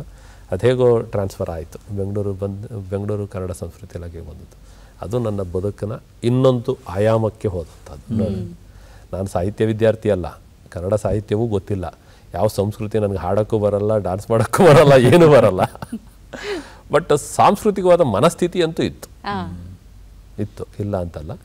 ಅದು ನನ್ನ ಅಣ್ಣ ನನಗೆ ಸಾಹಿತ್ಯವನ್ನು ಕಲಿಸಿದ್ದಿರ್ಬೋದು, ನಾವು ನೋಡಿದ್ದು ಈ ಆಸಕ್ತಿಗಳಿರ್ಬೋದು, ಇವೆಲ್ಲದರಿಂದಾಗಿ ಕನ್ನಡ ಸಂಸ್ಕೃತಿ ಇಲಾಖೆಯಲ್ಲಿ ನಾನು ಬಂದು ರಿಪೋರ್ಟ್ ಮಾಡಿಕೊಂಡು ನಮ್ಮ ಮಿನಿಸ್ಟ್ರು ಉಮಾಶ್ರೀ ಮೇಡಮ್ ಫೋನ್ ಮಾಡಿದೆ, ಮೇಡಮ್ ನಾನು ಹೀಗೆ ದಯಾನಂದ್ ಅಂತ ಬಂದು ರಿಪೋರ್ಟ್ ಮಾಡಿದ್ದೀನಿ, ತಮ್ಮನ್ನು ಭೇಟಿ ಮಾಡಬೇಕಿತ್ತು. ನಮ್ಗೆ ಪರಿಚಯ ಇಲ್ಲ, ಅವ್ರನ್ನ ಯಾವತ್ತು ಭೇಟಿನೂ ಮಾಡ್ದವನಲ್ಲ, ನನಗೆ ಆರ್ಡ್ರ್ ಆಗಿತ್ತು, ಬಂದು ರಿಪೋರ್ಟ್ ಮಾಡಿದವನು, ನಾನೇನು ಹೋಗಿ ರಿಕ್ವೆಸ್ಟು ಮಾಡಿದ್ದಿಲ್ಲ ಅವ್ರನ್ನ.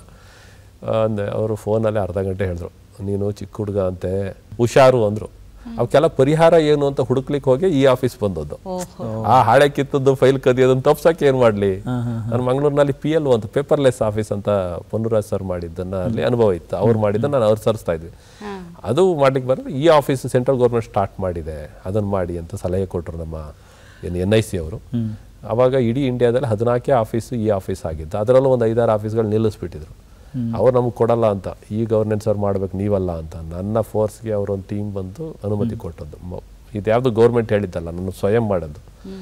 ಈ ಆಫೀಸ್ ಶುರು ಮಾಡಿದೆ 1.5 ವರ್ಷ, 14 ಪ್ರೈಮ್ ಮಿನಿಸ್ಟರ್ ಆಫೀಸು ಸೇರಿ ನಂದು 14ನೇ ಆಫೀಸು, ಎಲ್ಲ ಮಹಾರಾಷ್ಟ್ರದೊಂದು ಆಫೀಸು, ಹೀಗಿತ್ತು. ರ್ಯಾಂಕ್ ಕೊಡ್ತಾಯಿದ್ರು. 1.5 ವರ್ಷ ನಂದು ಫೈಲ್ ಡಿಸ್ಪೋಸಲಲ್ಲಿ ಫಸ್ಟ್ ರ್ಯಾಂಕ್ ಇತ್ತು. ಈ ಆಫೀಸ್ ಕನ್ನಡ ಕಲ್ಚರಲ್ಲಿ ಮಾಡಿದ್ಮೇಲೆ ಅದು ಎಲ್ಲ ಕಡೆಗೂ ಒಂಥರ ಸೆಂಟ್ರ್ ಪಾಯಿಂಟ್ ಆಗಿ ಎಲ್ಲರಿಗೂ ಆಗಿ ಇಡೀ ವಿಜಯಭಾಸ್ಕರ್ ಸರ್ ಭಾಳ ನಾನು ನೆನೆಸ್ಕೊಳ್ತೇನೆ, ಚೀಫ್ ಸೆಕ್ರೆಟರಿ. ಅವರೊಂದ್ಸಲ ನಮ್ಮ ಆಫೀಸೆಲ್ಲ ನೋಡಿ ಅವ್ರು ಎಲ್ಲ ಸೆಕ್ರೆಟರಿಗಳನ್ನ ಕರೆದು, ಆ ಹುಡುಗ ಏನೂ ಚಿಕ್ಕ ಹುಡುಗ, ಅವನು ಯಾವ ಇದಿಲ್ದೇನೆ ಪ್ರತಿಫಲಾಕ್ಷ ಅಂತ ಒಳ್ಳೆ ಕೆಲಸ ಮಾಡಿದ್ದಾನೆ, ಎಲ್ಲವನ್ನು ಈ ಆಫೀಸಲ್ಲಿ ಮಾಡ್ತಾ ಇದ್ದಾನೆ, ಏನ್ರಿ ನೀವೆಲ್ಲ ಸಕಾಲದಲ್ಲಿ 4 ಸರ್ವಿಸ್ ಸೇರ್ಸಕ್ಕೆ ಇನ್ನು ಮುಂದೆ ನೋಡ್ತೀರಿ ಅಂತೆಲ್ಲ ಸೆಕ್ರೆಟರಿಗಳಿಗೆಲ್ಲ ಬೈದು ಅದನ್ನು ಎಕ್ಸ್ಟೆಂಡ್ ಮಾಡಿಸಿದ್ರು. ಅವರು ಗ್ರೇಟ್ ಪರ್ಸನಾಲಿಟಿ. ಯಾಕೆಂದರೆ ನಾವು ಭಾಳ ಸ್ಮಾಲ್ ಆಫೀಸ್, ಚಿಕ್ಕ ಆಫೀಸರ್ಗಳು ಅವ್ರ ಮುಂದೆ ಸಣ್ಣವರು. ಆದರೆ ಅವರು ನನಗೆ ಕೊನೆ ತನಕ ಎಷ್ಟು ಸಪೋರ್ಟ್ ಮಾಡಿದ್ರು ಅಂದರೆ ನೀನು ಒಳ್ಳೆ ಕೆಲಸ ಮಾಡಿದ್ರು. ಅವ್ರು ಹೇಳ್ತಾಯಿದ್ರು, ನನಗೆ ಆನ್ಲೈನಲ್ಲಿ ಫೈಲ್ಗಳನ್ನು ಪ್ರೋಸೆಸ್ ಆಗುತ್ತೆ ಅನ್ನೋದ್ರ ಮೇಲೆ ಯಾಕೋ ಅಷ್ಟು ನಂಬಿಕೆ ಇರಲಿಲ್ಲ, ನೀವು ಮಾಡಿದ್ಮೇಲೆ ನೋಡಿದ್ಮೇಲೆ ನನಗೆ ಅದು ಧೈರ್ಯ ಬಂದಿದೆ ಅಂತ ಭಾಳಷ್ಟು ಸಲ ಹೇಳಿದ್ದಾರೆ, ಓಪನ್ ಸಭೆಗಳವರು ಹೇಳಿದ್ದಾರೆ. ಅದು ಭಾಳ ಟರ್ನಿಂಗ್. ಅಡ್ಮಿನಿಸ್ಟ್ರೇಷನ್ ಏನಾದ್ರು ಒಂಚೂರು ಸುಧಾರಿಸಿದೆ ಅಂದರೆ, ಇಲ್ಲಾಂದ್ರೆ ಈ ಕಾಲಕ್ಕೆ ಯಾರ್ಯಾರು ಯಾವ್ಯಾವ ಫೈಲ್ ಕದ್ಕೊಂಡು ಹೋಗ್ಬಿಡ್ತಿರೋ ದೇವ್ರಿಗೆ ಗೊತ್ತು. ಒಂದಷ್ಟು ಆಡಳಿತ ಸುಧಾರಣೆಯಲ್ಲಿ ನಮ್ಮದು ಒಂದು ಪಾತ್ರ ಇದೆಯಲ್ಲ ಅಂತ ಒಂದು ಹೆಮ್ಮೆ ಇದೆ, ಖುಷಿ ಇದೆ. ಬಹುಶಃ ಶ್ರದ್ಧೆ, ಪ್ರಾಮಾಣಿಕತೆ, ಪ್ರಯತ್ನ ಮಾಡಿದ್ರೆ ಸರ್ ನೀವು ಹಾದಿಗಲ್ ಇವತ್ತು ಬಹುಶಃ 12ನೇ ಆವೃತ್ತಿ 13ನೇ ಆವೃತ್ತಿ ಆಯಿತು. ಅದೇನಾಯಿತು, ನಾವು ನನಗೆ ಕೀಳರಿಮೆ ಅಂತ ಅವಾಗಲೇ ಹೇಳಿದ್ನಲ್ಲ, 3 ಥರದ ಕೀಳರಿಮೆ. ಒಂದು, ನಮ್ಗೆ ಇಂಗ್ಲೀಷ್ ಬರಲ್ಲ, ಅದು ಒಂದು ಕೀಳರಿಮೆ ಇತ್ತು, ದೊಡ್ಡ ಕೀಳರಿಮೆ ಅವಾಗ. ಎರಡನೇದು, ನಾವು ಗೌರ್ಮೆಂಟ್ ಸ್ಕೂಲಲ್ಲಿ ಓದೋರು, ಕಾಲೇಜ್ಗೆ ಓದೋರು, ಎಲ್ಲ ಗೌರ್ಮೆಂಟ್, ಯಾವ ಕಾಲೇಜ್ ಗಿಲೇಜ್ ಅಲ್ಲ, ನಾವು ಕಾಲೇಜಲ್ಲಿ ಓದಿ ಈ ಪ್ರೈವೇಟ್ ಸ್ಕೂಲ್ಗಳು ದೊಡ್ಡವರು ಇವರೆಲ್ಲರ ಮುಂದೆ ನಾವೆಲ್ಲ ದಡ್ಡರು. 4ನೇದು, ಆರ್ಥಿಕವಾಗಿ ಹಿಂದುಳಿದವರು, ನಮಗೇನು ಗೊತ್ತಿಲ್ಲ, ನಮಗೆ ಒಂದು ಇದಿಲ್ಲ, ಅಡ್ವಾನ್ಸ್ ಕಲ್ಚರ್ ಇಲ್ಲ, ಅದಿಲ್ಲ. ಈ ಕೀಳರಿಮೆಗಳಿಂದ ನಾವೇನು ಸಾಧಿಸೋಕ್ಕಾಗಲ್ಲ ಅನ್ನೋದು ನಮ್ಮ ಮನಸ್ಥಿತಿಯಲ್ಲಿ. ಅದನ್ನು ದೂರ ಮಾಡಿದ್ರೆ ಅಷ್ಟೇ ಸಾಧಿಸ್ಲಿಕ್ಕೆ ಸಾಧ್ಯ ಅನ್ನೋದು ನನಗೆ ಒಂದು. ಹಾಗಾಗಿ ನನ್ನ ಸರ್ವೀಸು ವೃತ್ತಿ ಜೊತೆಗೆ ಒಂದು ಪ್ರವೃತ್ತಿ ಅಂತ ಅಂದರೆ ಒನ್ ಡೇ ವರ್ಕ್ಶಾಪ್ಗಳನ್ನು ಶುರು ಮಾಡಿದೆ. ಈ ಹಳ್ಳಿ ಹುಡುಗರಿಗೆ, ಬಡತನದಲ್ಲಿ ಬಂದವ್ರಿಗೆ, ಗೌರ್ಮೆಂಟ್ ಸ್ಕೂಲ್ ಅವ್ರಿಗೆ ಸುಮಾರು ವರ್ಕ್ಶಾಪ್ ಮಾಡಿದ್ದೇನೆ. ಚಿಕ್ಕಮಗಳೂರಲ್ಲಿ ಮಾಡಿದ್ದೇನೆ, ಶಿವಮೊಗ್ಗದಲ್ಲಂತೂ ಕಂಟಿನ್ಯೂಸ್ ಮಾಡಿದ್ದೇನೆ, ಬೇರೆ ಬೇರೆ ಕಡೆ ಮಾಡಿದ್ದೇನೆ. ಅದರಲ್ಲಿ ಬ್ಯಾಕ್ವರ್ಡ್ ಕ್ಲಾಸ್ ಕಮಿಷನರ್ ಇದ್ದಾಗ ಹಾಸ್ಟೆಲ್ಗಳಿಗೆ ಹೋಗಿ ಪಾಠ ಮಾಡ್ತಿದ್ದೆ. ಈ ಇದಿದೆಯಲ್ಲ, ಅವಾಗ ಆ ಕೀಳರಿಮೆಯಿಂದ ಹೊರಗೆ ಬನ್ನಿ, ಯಾರು ಏನು ಬೇಕಾದ್ರೂ ಸಾಧಿಸ್ಬೋದು ಅಂತ ನಂದೇ ಉದಾಹರಣೆ ಕೊಟ್ಕೊಂಡೆ. ನಾನು ಆಗಿದ್ದೀನಿ ಅಂದರೆ ಯಾರು ಬೇಕಾದರೂ ಆಗ್ಬೋದು ಅಂತ ನನ್ನ ಅನಿಸಿಕೆ. ನನ್ನ ಕೈಲಿ ನಾನು SLCಗೂ ಅಯೋಗ್ಯ ಆಗಿದ್ದವನು, ಪಾಸ್ ಆಗೋಕ್ಕೂ ಅಯೋಗ್ಯ ಆಗಿದ್ದವನು ಇವತ್ತು ಈ ಸ್ಥಿತಿಲಿ ಇದ್ದೀನಿ, ನಿಮ್ಗೆ ಯಾಕೆ ಆಗಲ್ಲ ಅಂತ. ನನ್ನ ಟ್ಯಾಗ್ ಲೈನ್ ನೀವು ಬುಕ್ನಲ್ಲಿ ನೋಡಿದ್ರೆ, ಸಾಧನೆಗೆ ಜ್ಞಾನ ಮುಖ್ಯ ಅಲ್ಲ, ಛಲ ಮುಖ್ಯ ಅಷ್ಟೇ. ನನ್ನ ಛಲದಿಂದ ಬಂದೆ ಹೊರತು ಜ್ಞಾನದಿಂದ ಬಂದೆ ಅಂತ ನಾನು ಹೇಳಲ್ಲ. ಛಲ ಇದ್ದರೆ ಏನು ಬೇಕಾದರೂ ಆಗ್ಬಹುದು ಅಂತ. ಅದನ್ನು ಎಷ್ಟು ದಿವಸ ಹೇಳೋದು, ಬಾಯಲ್ಲೇ ಹೇಳಿ ಹೇಳಿ ಟ್ರೈನಿಂಗಲ್ಲಿ. ಒಂದು ಬುಕ್ ರೂಪದಲ್ಲಿ ಯಾಕೆ ತರಬಾರ್ದು ಅಂತ ಹೇಳಿ ಮೊಬೈಲಲ್ಲಿ ಅಲ್ಲಿ ಮೀಟಿಂಗು, ಟ್ರೈನಿಂಗು, ಎಲ್ಲಾದರೂ ಹೊರಗಡೆ ಹೋಗ್ಬೇಕಾದ್ರೆ ಟೈಪ್ ಮಾಡೋದು. ಈಗಲೂ ನಾನು ಮೊಬೈಲಲ್ಲೇ ಟೈಪ್ ಮಾಡಿ, ಇಡೀ ಬುಕ್ ನಾನು ಮೊಬೈಲಲ್ಲೇ ಟೈಪ್ ಮಾಡಿರೋದು. ಇಡೀ ಬುಕ್ ನಾನು ಮೊಬೈಲಲ್ಲೇ ಟೈಪ್. ಇವಾಗಲೂ ಏನಾರು ಬರೀಬೇಕಿಲ್ಲ, ಇವತ್ತಿಂದ ಎಲ್ಲ ಚಿಕ್ಕಮಗಳೂರು ಅಥವಾ ಶಿವಮೊಗ್ಗನ ಎಲ್ಲ ಟೂರ್ ಹೋಗ್ತಿದ್ದೀವಿ ಅಥವಾ ಡೆಲ್ಲಿಗೆ ಮೀಟಿಂಗ್ ಹೋಗ್ತಾ ಇದ್ದೀನಿ ಅಂದರೆ ಈ ಕಡೆಯಿಂದ ಅಲ್ಲಿ ಹೋಗೋಷ್ಟು ಒಂದು ಏಕರ ರೆಡಿ ಆಗುತ್ತೆ. ಸುಮ್ಮನೆ ಮೊಬೈಲಲ್ಲಿ ಟೈಪ್ ಮಾಡ್ಕೊಂಡು ಹೋಗ್ಬಿಡ್ತೇನೆ. ಅಂದರೆ ನೀವು ಕಂಪ್ಯೂಟರಲ್ಲಿ ಮಾಡೋದಕ್ಕಿಂತ ಫಾಸ್ಟಾಗಿ ಮಾಡ್ತೀನಿ ನಾನು ಮೊಬೈಲಲ್ಲಿ. ಆ ನೋಟ್ ಪ್ಯಾಡ್ ಇದೆ, ಟೈಪ್ ಮಾಡೋದೆ. ಇವತ್ತು ನಾನು ಈಗ ಯಾರೋ ಒಂದು ಪತ್ರ, ಇವತ್ತು ಅರ್ಜೆಂಟ್ ಗೌರ್ಮೆಂಟ್ಗೆ ಒಂದು ಲೆಟರ್ ಬರೀಬೇಕು, ಕೆಳಗಡೆ ಹೇಳಿದ್ರೆ ಅದು ಸರಿಯಾಗಿ ಬರೀತಾರಲ್ವ, ಅರ್ಥ ಆಗುತ್ತೆ ಇಲ್ವೋ. ಆ ಮನೇಲಿ ಹೊರಟಾಗ ಕಾರಲ್ಲಿ ಕೂತ್ಕೊಂಡ್ರೆ ಆಫೀಸ್ಗೆ ಬರೋಷ್ಟರಲ್ಲಿ ಪತ್ರ ರೆಡಿ ಆಗ್ಬಿಡೋದು, ತಂದು ಪ್ರಿಂಟ್ ತಗೊಂಡು ಕೊಡೋದು ಅಷ್ಟೇ. ಹಾಗೆ ಬರೆದು ಪ್ರಿಂಟ್ ತರಿಸ್ದೆ. ಪ್ರಿಂಟ್ ಆಗ್ಬೇಕಾದ್ರೆ ನಮ್ಮ ರಾಧಾಕೃಷ್ಣ, ನಾನು ಹೇಳಿದೆ 500 ಕಾಪಿ ಮಾಡಪ್ಪ, ಮಾರಾಟ ಆಗೋದು ನನಗೇನೋ ಡೌಟು, ನಿನಗೆ 500 ಮಾರಾಟ ಆಯ್ತು ಅದು ನಿನ್ನ ಖರ್ಚು ಬರುತ್ತೆ, ಇಲ್ಲಾಂದ್ರೆ ನಾನೇ ಒಂಚೂರು ಕೊಡ್ತೀನಿ ಅಂತ ಹೇಳಿದ್ದೆ. ಆಶ್ಚರ್ಯ, ನಾನು ಬಿಡುಗಡೆನೂ ಮಾಡಲಿಲ್ಲ. ಅದು ಹಾಗೆ ಅದು ಹೆಂಗಾಯ್ತು, ಮೌತು ಹೋಯ್ತು 10, 11, 12 ಮುದ್ರಣಗಳ ಕಾಣ್ತಾ 13ನೇ ಮುದ್ರಣನೂ ಆಯಿತು. Great sir. ಹಾಗೆ ಆಮೇಲೆ ಅದಕ್ಕೊಂದು ರಾಜ್ಯ ಪ್ರಶಸ್ತಿ ಕೂಡ ಬಂತು, ಅಮ್ಮ ಪ್ರಶಸ್ತಿ. ಹಾಗೆ ಹೋಗ್ತಾನೆ ಇದೆ. ಮತ್ತೆ ಆಲೋಚನೆಗಳಿಲ್ವಾ ಸರ್, ಮತ್ತೇನಾದರೂ ಅನುಭವಗಳದು ಆದಿಗಲ್ಲು 2 ಹೆಚ್ಚು ಕಡಿಮೆ ಇದೆ, ರೆಡಿ ಇದೆ.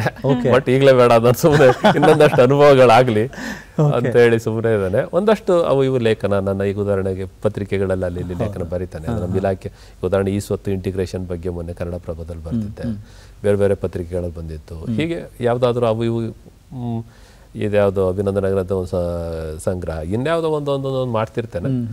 ಈಗ ನೋಡಿ ಸರ್, ಇವಾಗಿರೋ ಪ್ರಸ್ತುತ ಇಲಾಖೆಯಲ್ಲಿ ಬರೀ 6 ತಿಂಗಳಾಗಿದೆ. 6 ತಿಂಗಳಿಗೆ ಎಷ್ಟೊಂದು ಬದಲಾವಣೆ ತಂದಿದ್ದೀರಾ. ಅಂದರೆ ಹೇಗಿರುತ್ತೆ ಸರ್ ಪ್ರಿಪ್ರೇಷನ್ಸು? ನೀವು ಅದಕ್ಕೋಸ್ಕರ ಈ ಮುಂದೆ ಈ ಹಿಂದಿಂದೆಲ್ಲ ತೆಗೆದು ನೀವು ಹಿಸ್ಟ್ರಿ ನೋಡ್ತೀರಾ, ಅಥವಾ ನಿಮಗೆ ಯಾರಾದರೂ ಮುಂಚೆ ಇದ್ದ ಆಫೀಸರು ಅಥವಾ ಅಲ್ಲಿದ್ದವ್ರು ಯಾರಾದರೂ ಗೈಡ್ ಮಾಡ್ತಾರಾ, ಹೇಗೆ? ಇಲ್ಲ, ಅದು ಯಾವುದೂ ಅಲ್ಲ. ನೋಡಿ, ಆಡಳಿತ ಅಂದರೆ ಒಂದು ರೂಲ್ ಇರುತ್ತೆ, basic common understanding, common rule ಒಂದಿರುತ್ತೆ. ಫೈಲ್ ಹೀಗೆ ಬರುತ್ತೆ, ವಿಷಯ ಚೇಂಜ್ ಅಷ್ಟೇ. ವಿಷಯ ಚೇಂಜ್ ಅಷ್ಟೇ.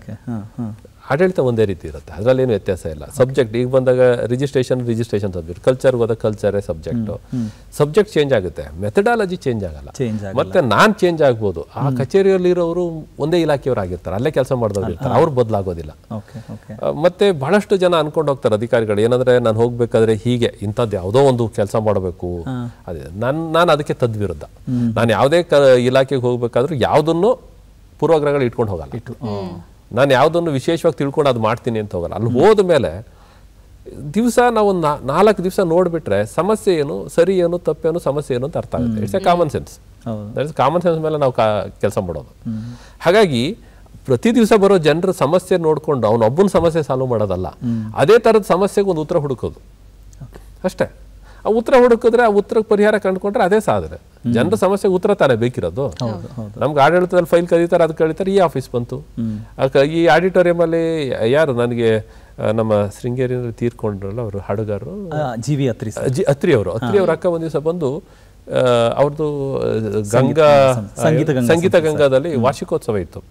ನಾನು ಕನ್ನಡ ಕಲ್ಚರ್ ಡೈರೆಕ್ಟ್ ಆಗಿ ಕುಳಿತಿದ್ದೆ. ನಾನು ಅವ್ರನ್ನ ನೆನೆಸ್ಕೋಬೇಕು, ಯಾಕೆ ಅದು ಬಂತು ಅನ್ನೋದಕ್ಕೆ ಅವ್ರ ರೀಸನ್. ಬಂದು ಅವ್ರು ಹೋಗಿ ಕೇಳಿದ್ರಂತೆ, ರವೀಂದ್ರ ಕಲಾಕ್ಷೇತ್ರ ನನ್ನ ಕಾರ್ಯಕ್ರಮ, ನಾನು ಕೊಡಲ್ಲ ಹೋಗ್ರಿ. ಇಲ್ಲ, ನಾನು GV ಅತ್ರಿ ಅವ್ರದ್ದು ಕಾರ್ಯಕ್ರಮ ಮಾಡೋದು, ಯಾವತ್ರಿ ಆದ್ರೆ ಏನು ಹೋಗ್ರಿ ಅಂದ್ಬಿಟ್ರಂತೆ ನಮ್ಮ ಮ್ಯಾನೇಜರ್. ಅವ್ರು ಒಂದೇ ಸಮ ಬಂದು ನನ್ನ ಚೇಂಬರಲ್ಲಿ ಅಳ್ತಾ ಇದ್ರು, ಏನು ಸರ್ ನಮ್ಗೆ ಮರ್ಯಾದೆ ಅಲ್ವಾ, GV ಅತ್ರಿ ಅವರು ಅವ್ರ ವಾರ್ಷಿಕೋತ್ಸವ ಮಾಡ್ಲಿಕ್ಕೆ ಇಷ್ಟು ಅವ್ನು ಕೊಡದೇ ಇದ್ರು ಪರವಾಗಿಲ್ಲ, ಹೀಗೆ ನನಗೆ ಅವ್ನು ಯಾರೋ ನಂಗೆ ಗೊತ್ತಿಲ್ಲ, ಹೋಗ್ರಿ ಅಂದ್ಬಿಟ್ರು ಅಂತ.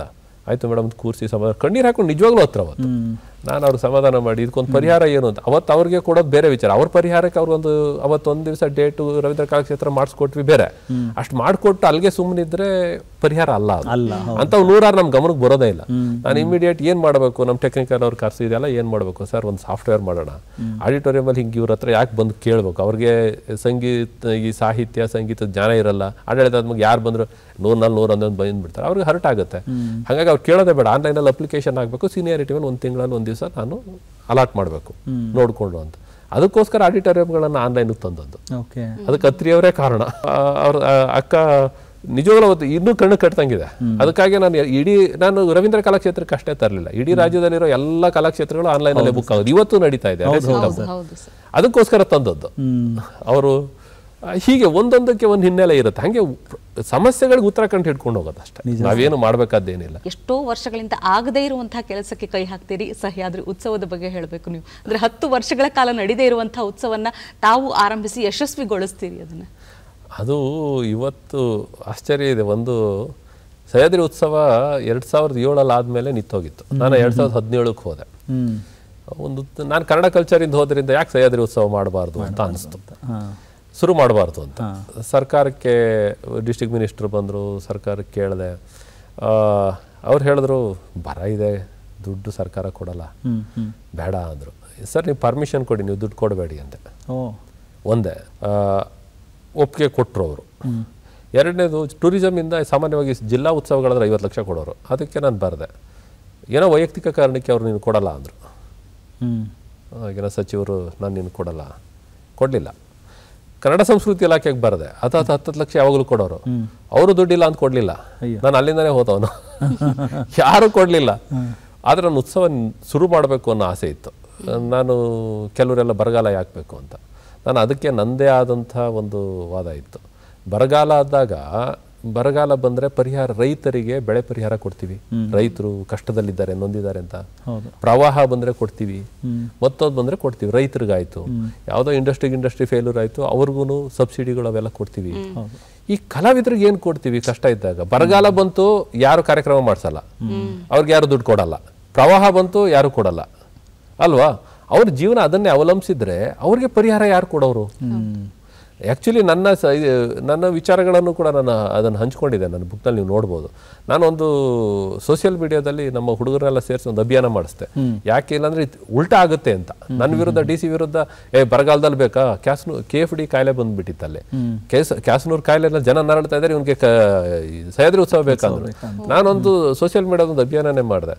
ಬರಗಾಲದಲ್ಲಿ ರೈತರಿಗೆಲ್ಲ ಕೊಡ್ತೀರಿ, ಕಲಾವಿದರಿಗೆ ಏನು ಕೊಡ್ತೀರಿ?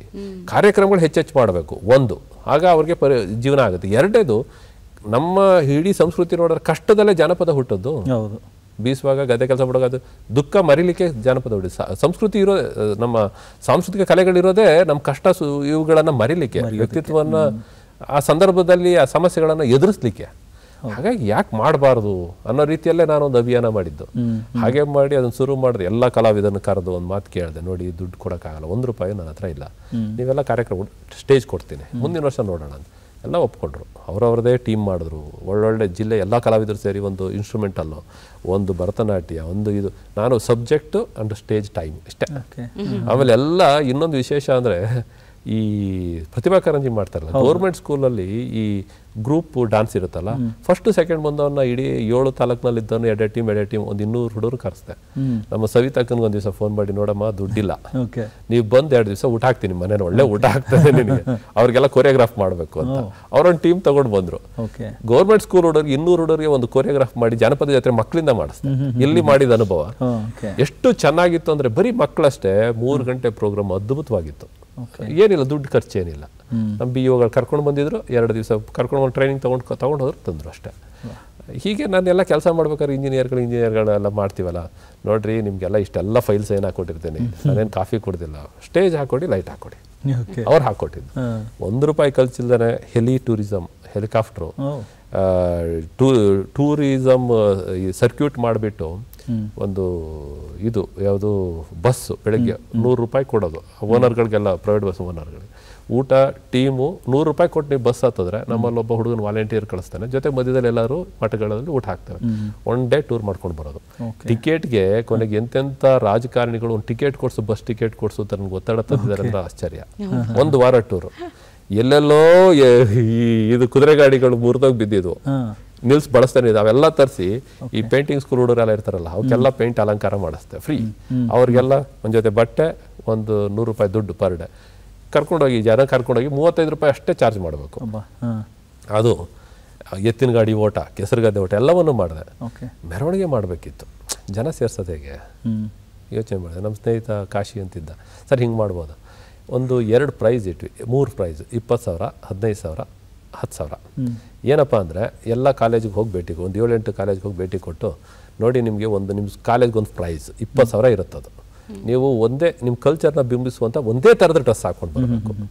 ಅದಕ್ಕೆ ಅಂಕಗಳು ಹೆಂಗಪ್ಪ ಅಂದರೆ, ಮೆರವಣಿಗೆ ಇಲ್ಲಿ ಶುರುವಾದರೆ ಕುವೆಂಪು ರಂಗಮಂದಿರದಲ್ಲಿ ಅದು ಕಾರ್ಯಕ್ರಮ ಇರೋ 5 ಕಿಲೋಮೀಟರ್ ಅಷ್ಟು ದೂರ ನಡೆಯುತ್ತೆ.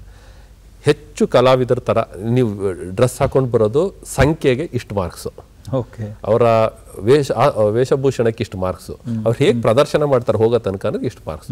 First second third 8 college participate ಮಾಡಿದ್ದು. ಎಷ್ಟು ಗೊತ್ತಾ, ಮಿನಿಮಮ್ 100ರಿಂದ 200 ಹುಡುಗರುಗಳು ಆ ಥರ ಡ್ರೆಸ್ ಹಾಕೊಂಡಿದ್ದು, ಒಂದೇ ಥರದ್ದು. ಅದನ್ನ ನೋಡ್ಲಿಕ್ಕೆ ಅವ್ರ ಕಾಲೇಜಲ್ಲಿ ಇನ್ನೊಂದು 200 ಹುಡುಗರು. ಸೊ ನಮ್ಗೆ 7-8 ಸಾವಿರ ಹುಡುಗರು ಅವರೇ ಆಗ್ಬಿಟ್ರು.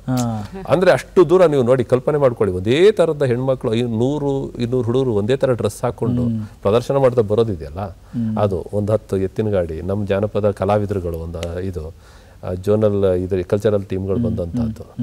ಈ ಟೀಮ್ ಅಲ್ಲಿ ರೀಚ್ ಆದ್ರೂ ಕೂಡ, ಮೆರವಣಿಗೆ ರೀಚ್ ಆದ್ರೂ ಕೂಡ ನಮ್ದು ಇಲ್ಲಿ ಇನ್ನ ಬಿಟ್ಟೇ ಇರಲಿಲ್ಲ. ಹೌದಾ, ಇದು ಐತಿಹಾಸಿಕ. ಅದು ಇವತ್ತಿಗೂ ನೆನ್ಸ್ಕೋತಾರೆ. ಶಿವಮೊಗ್ಗ ಹೋದ್ರೆ ಸಹ್ಯಾದ್ರಿ ಉತ್ಸವ, ಚುನಾವಣೆ ಇವತ್ತು ನನಗೆ ಗುರ್ತಿಸ್ತಾರೆ. ನಿಜ ಸರ್. ಅಂದ್ರೆ ಬಟ್ ಅದು ಆದ್ಮೇಲೆ ಅಲ್ಲೇ ನಿಂತೋಯ್ತು, ಯಾರು ಮುಂದುವರಿಸಿಲ್ಲ. ನಾವು ಮಾಡಿದ್ವಿ, ದುಡ್ಡು ಕೊಡ್ತೀರಿ ಅಂದ್ರೂ ಮಾಡೋದು ಪರಿಸ್ಥಿತಿ. ಆಮೇಲೆ ಯಾವುದೇ ಇಲಾಖೆಯಲ್ಲಿ ಕೆಲಸ ಮಾಡಿದ್ರು ಸರ್, ಬೆಂಗಳೂರಂತ ಮಹಾನಗರದಲ್ಲಿ ನೀವು ಬೇರೆ ಕಡೆ ಜಿಲ್ಲಾಧಿಕಾರಿ ಆಗಿದ್ರು ಕೂಡ ಬೆಂಗಳೂರಿನ ಜಿಲ್ಲಾಧಿಕಾರಿ ಆದಾಗ ಅದರ ಚಾಲೆಂಜಸ್ ಇದೆಯಲ್ಲ ಸರ್, ಐ ಥಿಂಕ್ ಅದು ನೀವು ಹೇಳಬೇಕು ಸರ್. ಬೆಂಗಳೂರು ಜಿಲ್ಲಾಧಿಕಾರಿ ಕನಸು ಎಲ್ಲರಿಗೂ ಸಿಗಲ್ಲ. ಯಾಕೆ ಅಂತಂದ್ರೆ, ನೀವು ಮೈಸೂರು ಜಿಲ್ಲಾಧಿಕಾರಿ ಆದ್ರೆ 25 ಲಕ್ಷಕ್ಕೆ ಜನರಿಗೆ ಒಬ್ಬರು DC, ಚಿಕ್ಕಮಗಳೂರು DC ಆದ್ರೆ 15 ಲಕ್ಷಕ್ಕೆ ಒಬ್ಬ DC, ಶಿವಮೊಗ್ಗ DC ಆದ್ರೆ 22 ಲಕ್ಷಕ್ಕೆ ಒಬ್ಬ DC, ಬೆಂಗಳೂರು DC ಆದ್ರೆ 1.5 ಕೋಟಿ ಜನರಿಗೆ ಒಬ್ಬ DC. ಆದ್ರೆ ಒಂದು 5 DC ಈಕ್ವಲ್ ವರ್ಕ್ ಹಾಗೆ ಇರುತ್ತೆ. It's challenging. ಇದು ನನಗೆ 2018ರಲ್ಲಿ ಎಲೆಕ್ಷನ್ ಇತ್ತು, ಸಡನ್ ಆಗಿ ಪ್ರಮೋಷನ್ ಬಂದಾಗ ಫಸ್ಟ್ ನನಗೆ DC ಹಾಕಿದ್ರು, 3 ತಿಂಗಳು ಮಾಡಿ ಹೋಗಿದ್ದೆ. ಈಗ ಹಲವಾರು ಹಿಂದಿನ DC-ಗಳಿಗೆ ತೊಂದರೆ ಆಯಿತು. ಬೆಂಗಳೂರು DC-ನಲ್ಲಿ ಸುಮಾರು ಬಂದವರೆಲ್ಲ ಭಾಳ ಸಮಸ್ಯೆ ಅನುಭವಿಸಿರ್ತಾರೆ. ನೀವು ಪೇಪರ್ ನೋಡಿರ್ತಾರೆ, ಒಬ್ಬರು ಸೂಸೈಡ್ ಮಾಡ್ಕೊಂಡ್ರು, ಒಬ್ಬರು ಜೈಲಿಗೆ ಹೋದ್ರು, ಒಬ್ಬರು ಸಸ್ಪೆಂಡ್ ಆದರು. ಎಲೆಕ್ಷನ್ ಕಮಿಷನ್ ಒಂದು ಪಟ್ಟಿ ತರಿಸ್ಕೊಂಡು ಸರ್ಕಾರದಿಂದ, ಎಲೆಕ್ಷನ್ ಬರ್ತಾ ಇತ್ತು, MLA ಎಲೆಕ್ಷನ್, ಒಬ್ಬ DC-ಯನ್ನು ಒಳ್ಳೆಯವ್ರನ್ನ ಹಾಕಬೇಕು ಅಂತ ಒಂದು ಪಟ್ಟಿ ತರಿಸ್ಕೊಂಡು ನನ್ನ ಹೆಸರನ್ನ ಫೈನಲೈಸ್ ಮಾಡಿ ಎಲೆಕ್ಷನ್ ಕಮಿಷನ್ ಆಫ್ ಇಂಡಿಯಾ ಕಳಿಸಿತ್ತು ನನಗೆ. ಅವರು ಇಲ್ಲಿಂದ ಸರ್ಕಾರ ಒಂದು 5-6 ಜನದ ಪಟ್ಟಿ ಕಳಿಸಿತ್ತು, ಅವ್ರು ನನ್ನ ಹೆಸರು ಫೈನಲ್ ಮಾಡಿ ನನ್ನ ಕಳಿಸಿ. ಅದು ಬಂದ ಮೇಲೆ ನನಗೆ ಗೊತ್ತಾಗಿದ್ದು ನನಗೆ DC ಇಲ್ಲಿ ಆಗ್ತಾ ಇದ್ದಾರೆ. ಇಟ್ಸ್ ಅದೃಷ್ಟ. ಅದು ಒಂದು ಅಂಥ ಅವಕಾಶಗಳು ಸಿಗೋದು ಕಷ್ಟ. ಬೆಂಗಳೂರಿನಲ್ಲಿ ನೀವು ನೋಡಿದ್ರೆ 28 MLA ಇರ್ತಾರೆ, 14 MLC-ಗಳಿದ್ದಾರೆ, 3 ಜನ MP-ಗಳಿದ್ದಾರೆ, 5 ಜನ ಈ ಅಕ್ಕಪಕ್ಕದವ್ರು ಸೇರಿ ಒಟ್ಟು 62 ಜನ ಪ್ರೋಟೋಕಾಲು. ನಮಗೆ ಬೇರೆ ಜಿಲ್ಲೆಗಳಲ್ಲಿ ಒಂದು 5-6 ಜನ ಇದ್ರೆ ಇಲ್ಲಿ 62 ಜನ ನಿಭಾಯಿಸ್ಬೇಕು. ಇನ್ನು ಕಾರ್ಪೊರೇಷನ್ ಎಲೆಕ್ಷನ್ ಆದ್ರೂ ಮುಗ್ದಾಯ್ತು, 192 ಜನ. ಇದು ಒಂಥರ challenging. Bengaluru it's A very challenging. ಅಲ್ಲ ಸರ್, ಈಗ ಒಟ್ಟು ನೀವು ಮಾತಾಡ್ತಾ ಇದ್ದಿದ್ದು ಎಲ್ಲ ತುಂಬ ಕಂಫರ್ಟ್ ಇರೋದು. ನಾವು ಕೇಳಿದ್ರೆ ಯಾರೇ ಆಡಿಯನ್ಸ್ ನೋಡಿದ್ರು ಹಾಗಿದ್ರೆ ಈ ಅಧಿಕಾರಕ್ಕೆ ಹೋದರೆ ಇಷ್ಟು ಕಂಫರ್ಟಾ ಅಂತ ಅಂದ್ಕೊಳ್ತಾರೆ. ಆದರೆ ನಿಮ್ಮ ಇಡೀ ಈ ಜರ್ನಿಯಲ್ಲಿ ಸರ್ ಒತ್ತಡ, ಹೆದರಿಕೆ, ಬೆದರಿಕೆ ಇಂಥದ್ದೆಲ್ಲ ಇತ್ತಾ ಸರ್? ಇರುತ್ತೆ, ಇರಲ್ಲ ಅಂತ ಹೇಳಲ್ಲ. ನಾವು ಹೆಂಗೆ ಪ್ರತಿಕ್ರಿಯಿಸ್ತೀವಿ ಅನ್ನೋದ್ರ ಮೇಲೆ. ನಾನು ಚಿಕ್ಕಮಗಳೂರಿನ ನಕ್ಸಲಿಸಮ್ ಇಲ್ಲೆಲ್ಲ ಓಡಾಡಬೇಕಾದ್ರೆ ಥ್ರೆಟ್ ಕಾಲ್ ಬರೋದು. ನಮ್ಮಲ್ಲಿ ನಾರಾಯಣ ಸ್ವಾಮಿ ಅಂತ ಒಬ್ಬರು DC ಇದ್ರು, ಪ್ರೊಮೋಟಿವ್ DC. ಅವ್ರು ಹೇಳ್ಕೊಟ್ಟಿದ್ದು ಪಾಠ ನನಗೆ. ಸರ್ ಹಿಂಗೆ ಫೋನ್ ಬರ್ತಾ ಇದೆ ಅಂತಂದ್ರೆ ಅವ್ರು ಒಂದು ಮಾತು ಹೇಳಿದ್ರು, ಇರೋದೊಂದು ಜೀವ ತಗೊಂಡೋಗು ಅಂತ ಹೇಳು, ಬೊಗಳ ನಾಯಿ ಕಚ್ಚಲ್ಲ. ಅವ್ನು ಫೋನ್ ಮಾಡಿ ಹೇಳಿದಾರೆ ಅಂದ್ರೆ ಅವ್ನು ಯಾರೋ ಕಳ್ಳ ಇರ್ತಾರೆ, ಅವ್ರು ಯಾರು ಏನು ಮಾಡಲ್ಲ ಅಂತ. ಪೊಲೀಸವ್ರು ಹೇಳೋರು, ಸರ್ ನೀವು ಹಿಂಗೆಲ್ಲ ಒಬ್ಬೊಬ್ಬರೇ ಹೋಗ್ಬೇಡಿ. ಪೊಲೀಸ್ ಸಪೋರ್ಟ್ ನಮ್ಮ DC ಹೇಳೋರು, ನೀವು ಪೊಲೀಸ್ ಜೊತೆ ಹೋಗ್ಬೇಡ, ಪೊಲೀಸ್ ಅವ್ರ ಕಂಡ್ರೆ ನಕ್ಸಲರಿಗೆ ಸಿಟ್ಟು ಜಾಸ್ತಿ, ನೀನೇ ಪೊಲೀಸ್ ಅಂತ ಹೊಡೆದ್ಬಿಡ್ತಾರೆ, ಹುಷಾರು ಅಂತ. ನಮ್ಗೆ ಬಂಡ ಧೈರ್ಯ. ಐ ಡೋಂಟ್ ನೋ, ಏನಾದ್ರು ಮಾಡಬೇಕು, ನಾನು ಕರೆಕ್ಟಾಗಿ ಮಾಡ್ತೀನಿ ಅಂದರೆ ನಾನು ಭಯ ಪಡಬೇಕಾದಿಲ್ಲ ಅಂತ ಅವರ ಸಿದ್ಧಾಂತದ ಬಗ್ಗೆ ನನಗೂ ಒಲವಿತ್ತು. ಹೌದು ಅವ್ರ ಕಷ್ಟ ಬಡತನ ಪ್ರಶ್ನೆ ಮಾಡೋ ಸರಿ ಇದೆ, ಬಟ್ ವೇ ಆಫ್ ಇದಿದೆಯಲ್ಲ, ಅಪ್ರೋಚ್ ಇದೆಯಲ್ಲ, ಸರಿ ಇಲ್ಲ ಅನ್ನೋದು ಅಷ್ಟೇ ನನ್ನ ಇದು. ಹಾಗಾಗಿ ನೀವು ಬಹುಶಃ ಕಲ್ಕುಳಿ ವಿಠಲ್ ಹೆಗ್ಡೆ ಅವರು ಒಂದು ಬುಕ್ ಬರೆದಿದ್ದಾರೆ, ಮಂಗನ ಬೇಟೆ ಅಂತ, ಸಾಹಿತ್ಯ ಅಕಾಡೆಮಿ ಪ್ರಶಸ್ತಿ ಬಂತು. ಫಸ್ಟ್ ಪುಟದಲ್ಲಿ ಶುರುವಾಗುತ್ತೆ ಒಬ್ಬ ವಿಲನ್ನು ನಾನೇ. ಹಂಗಂದ್ರೆ ಗಮನಿಸ್ಬೇಕು ಸರ್. ಸ್ವಲ್ಪ ಮೊದಲೇ ಪುಟದಲ್ಲಿ ಒಬ್ಬ AC ಇದ್ದ ಹಾಗೆ ಬರೀತಾರ ಅವನು ನಾನೇ, ಏನಾದ್ರೂ ಇರಲಿ ಅಲ್ಲ, ವಾಟ್ ಎವರ್ ಇಟ್ ಇಸ್, ಸುಮ್ಮನೆ ಉದಾಹರಣೆಗೆ ಹೇಳಿದೆ. ಆ ಥರದ್ದಿದೆ, ಎಲ್ಲ ಕಡೆಯೂ ಇರುತ್ತೆ. ಬಟ್ ಏನಂದ್ರೆ ಒತ್ತಡಗಳು, ರಾಜಕಾರಣಿಗಳು ಒತ್ತಡ ಇರುತ್ತೆ.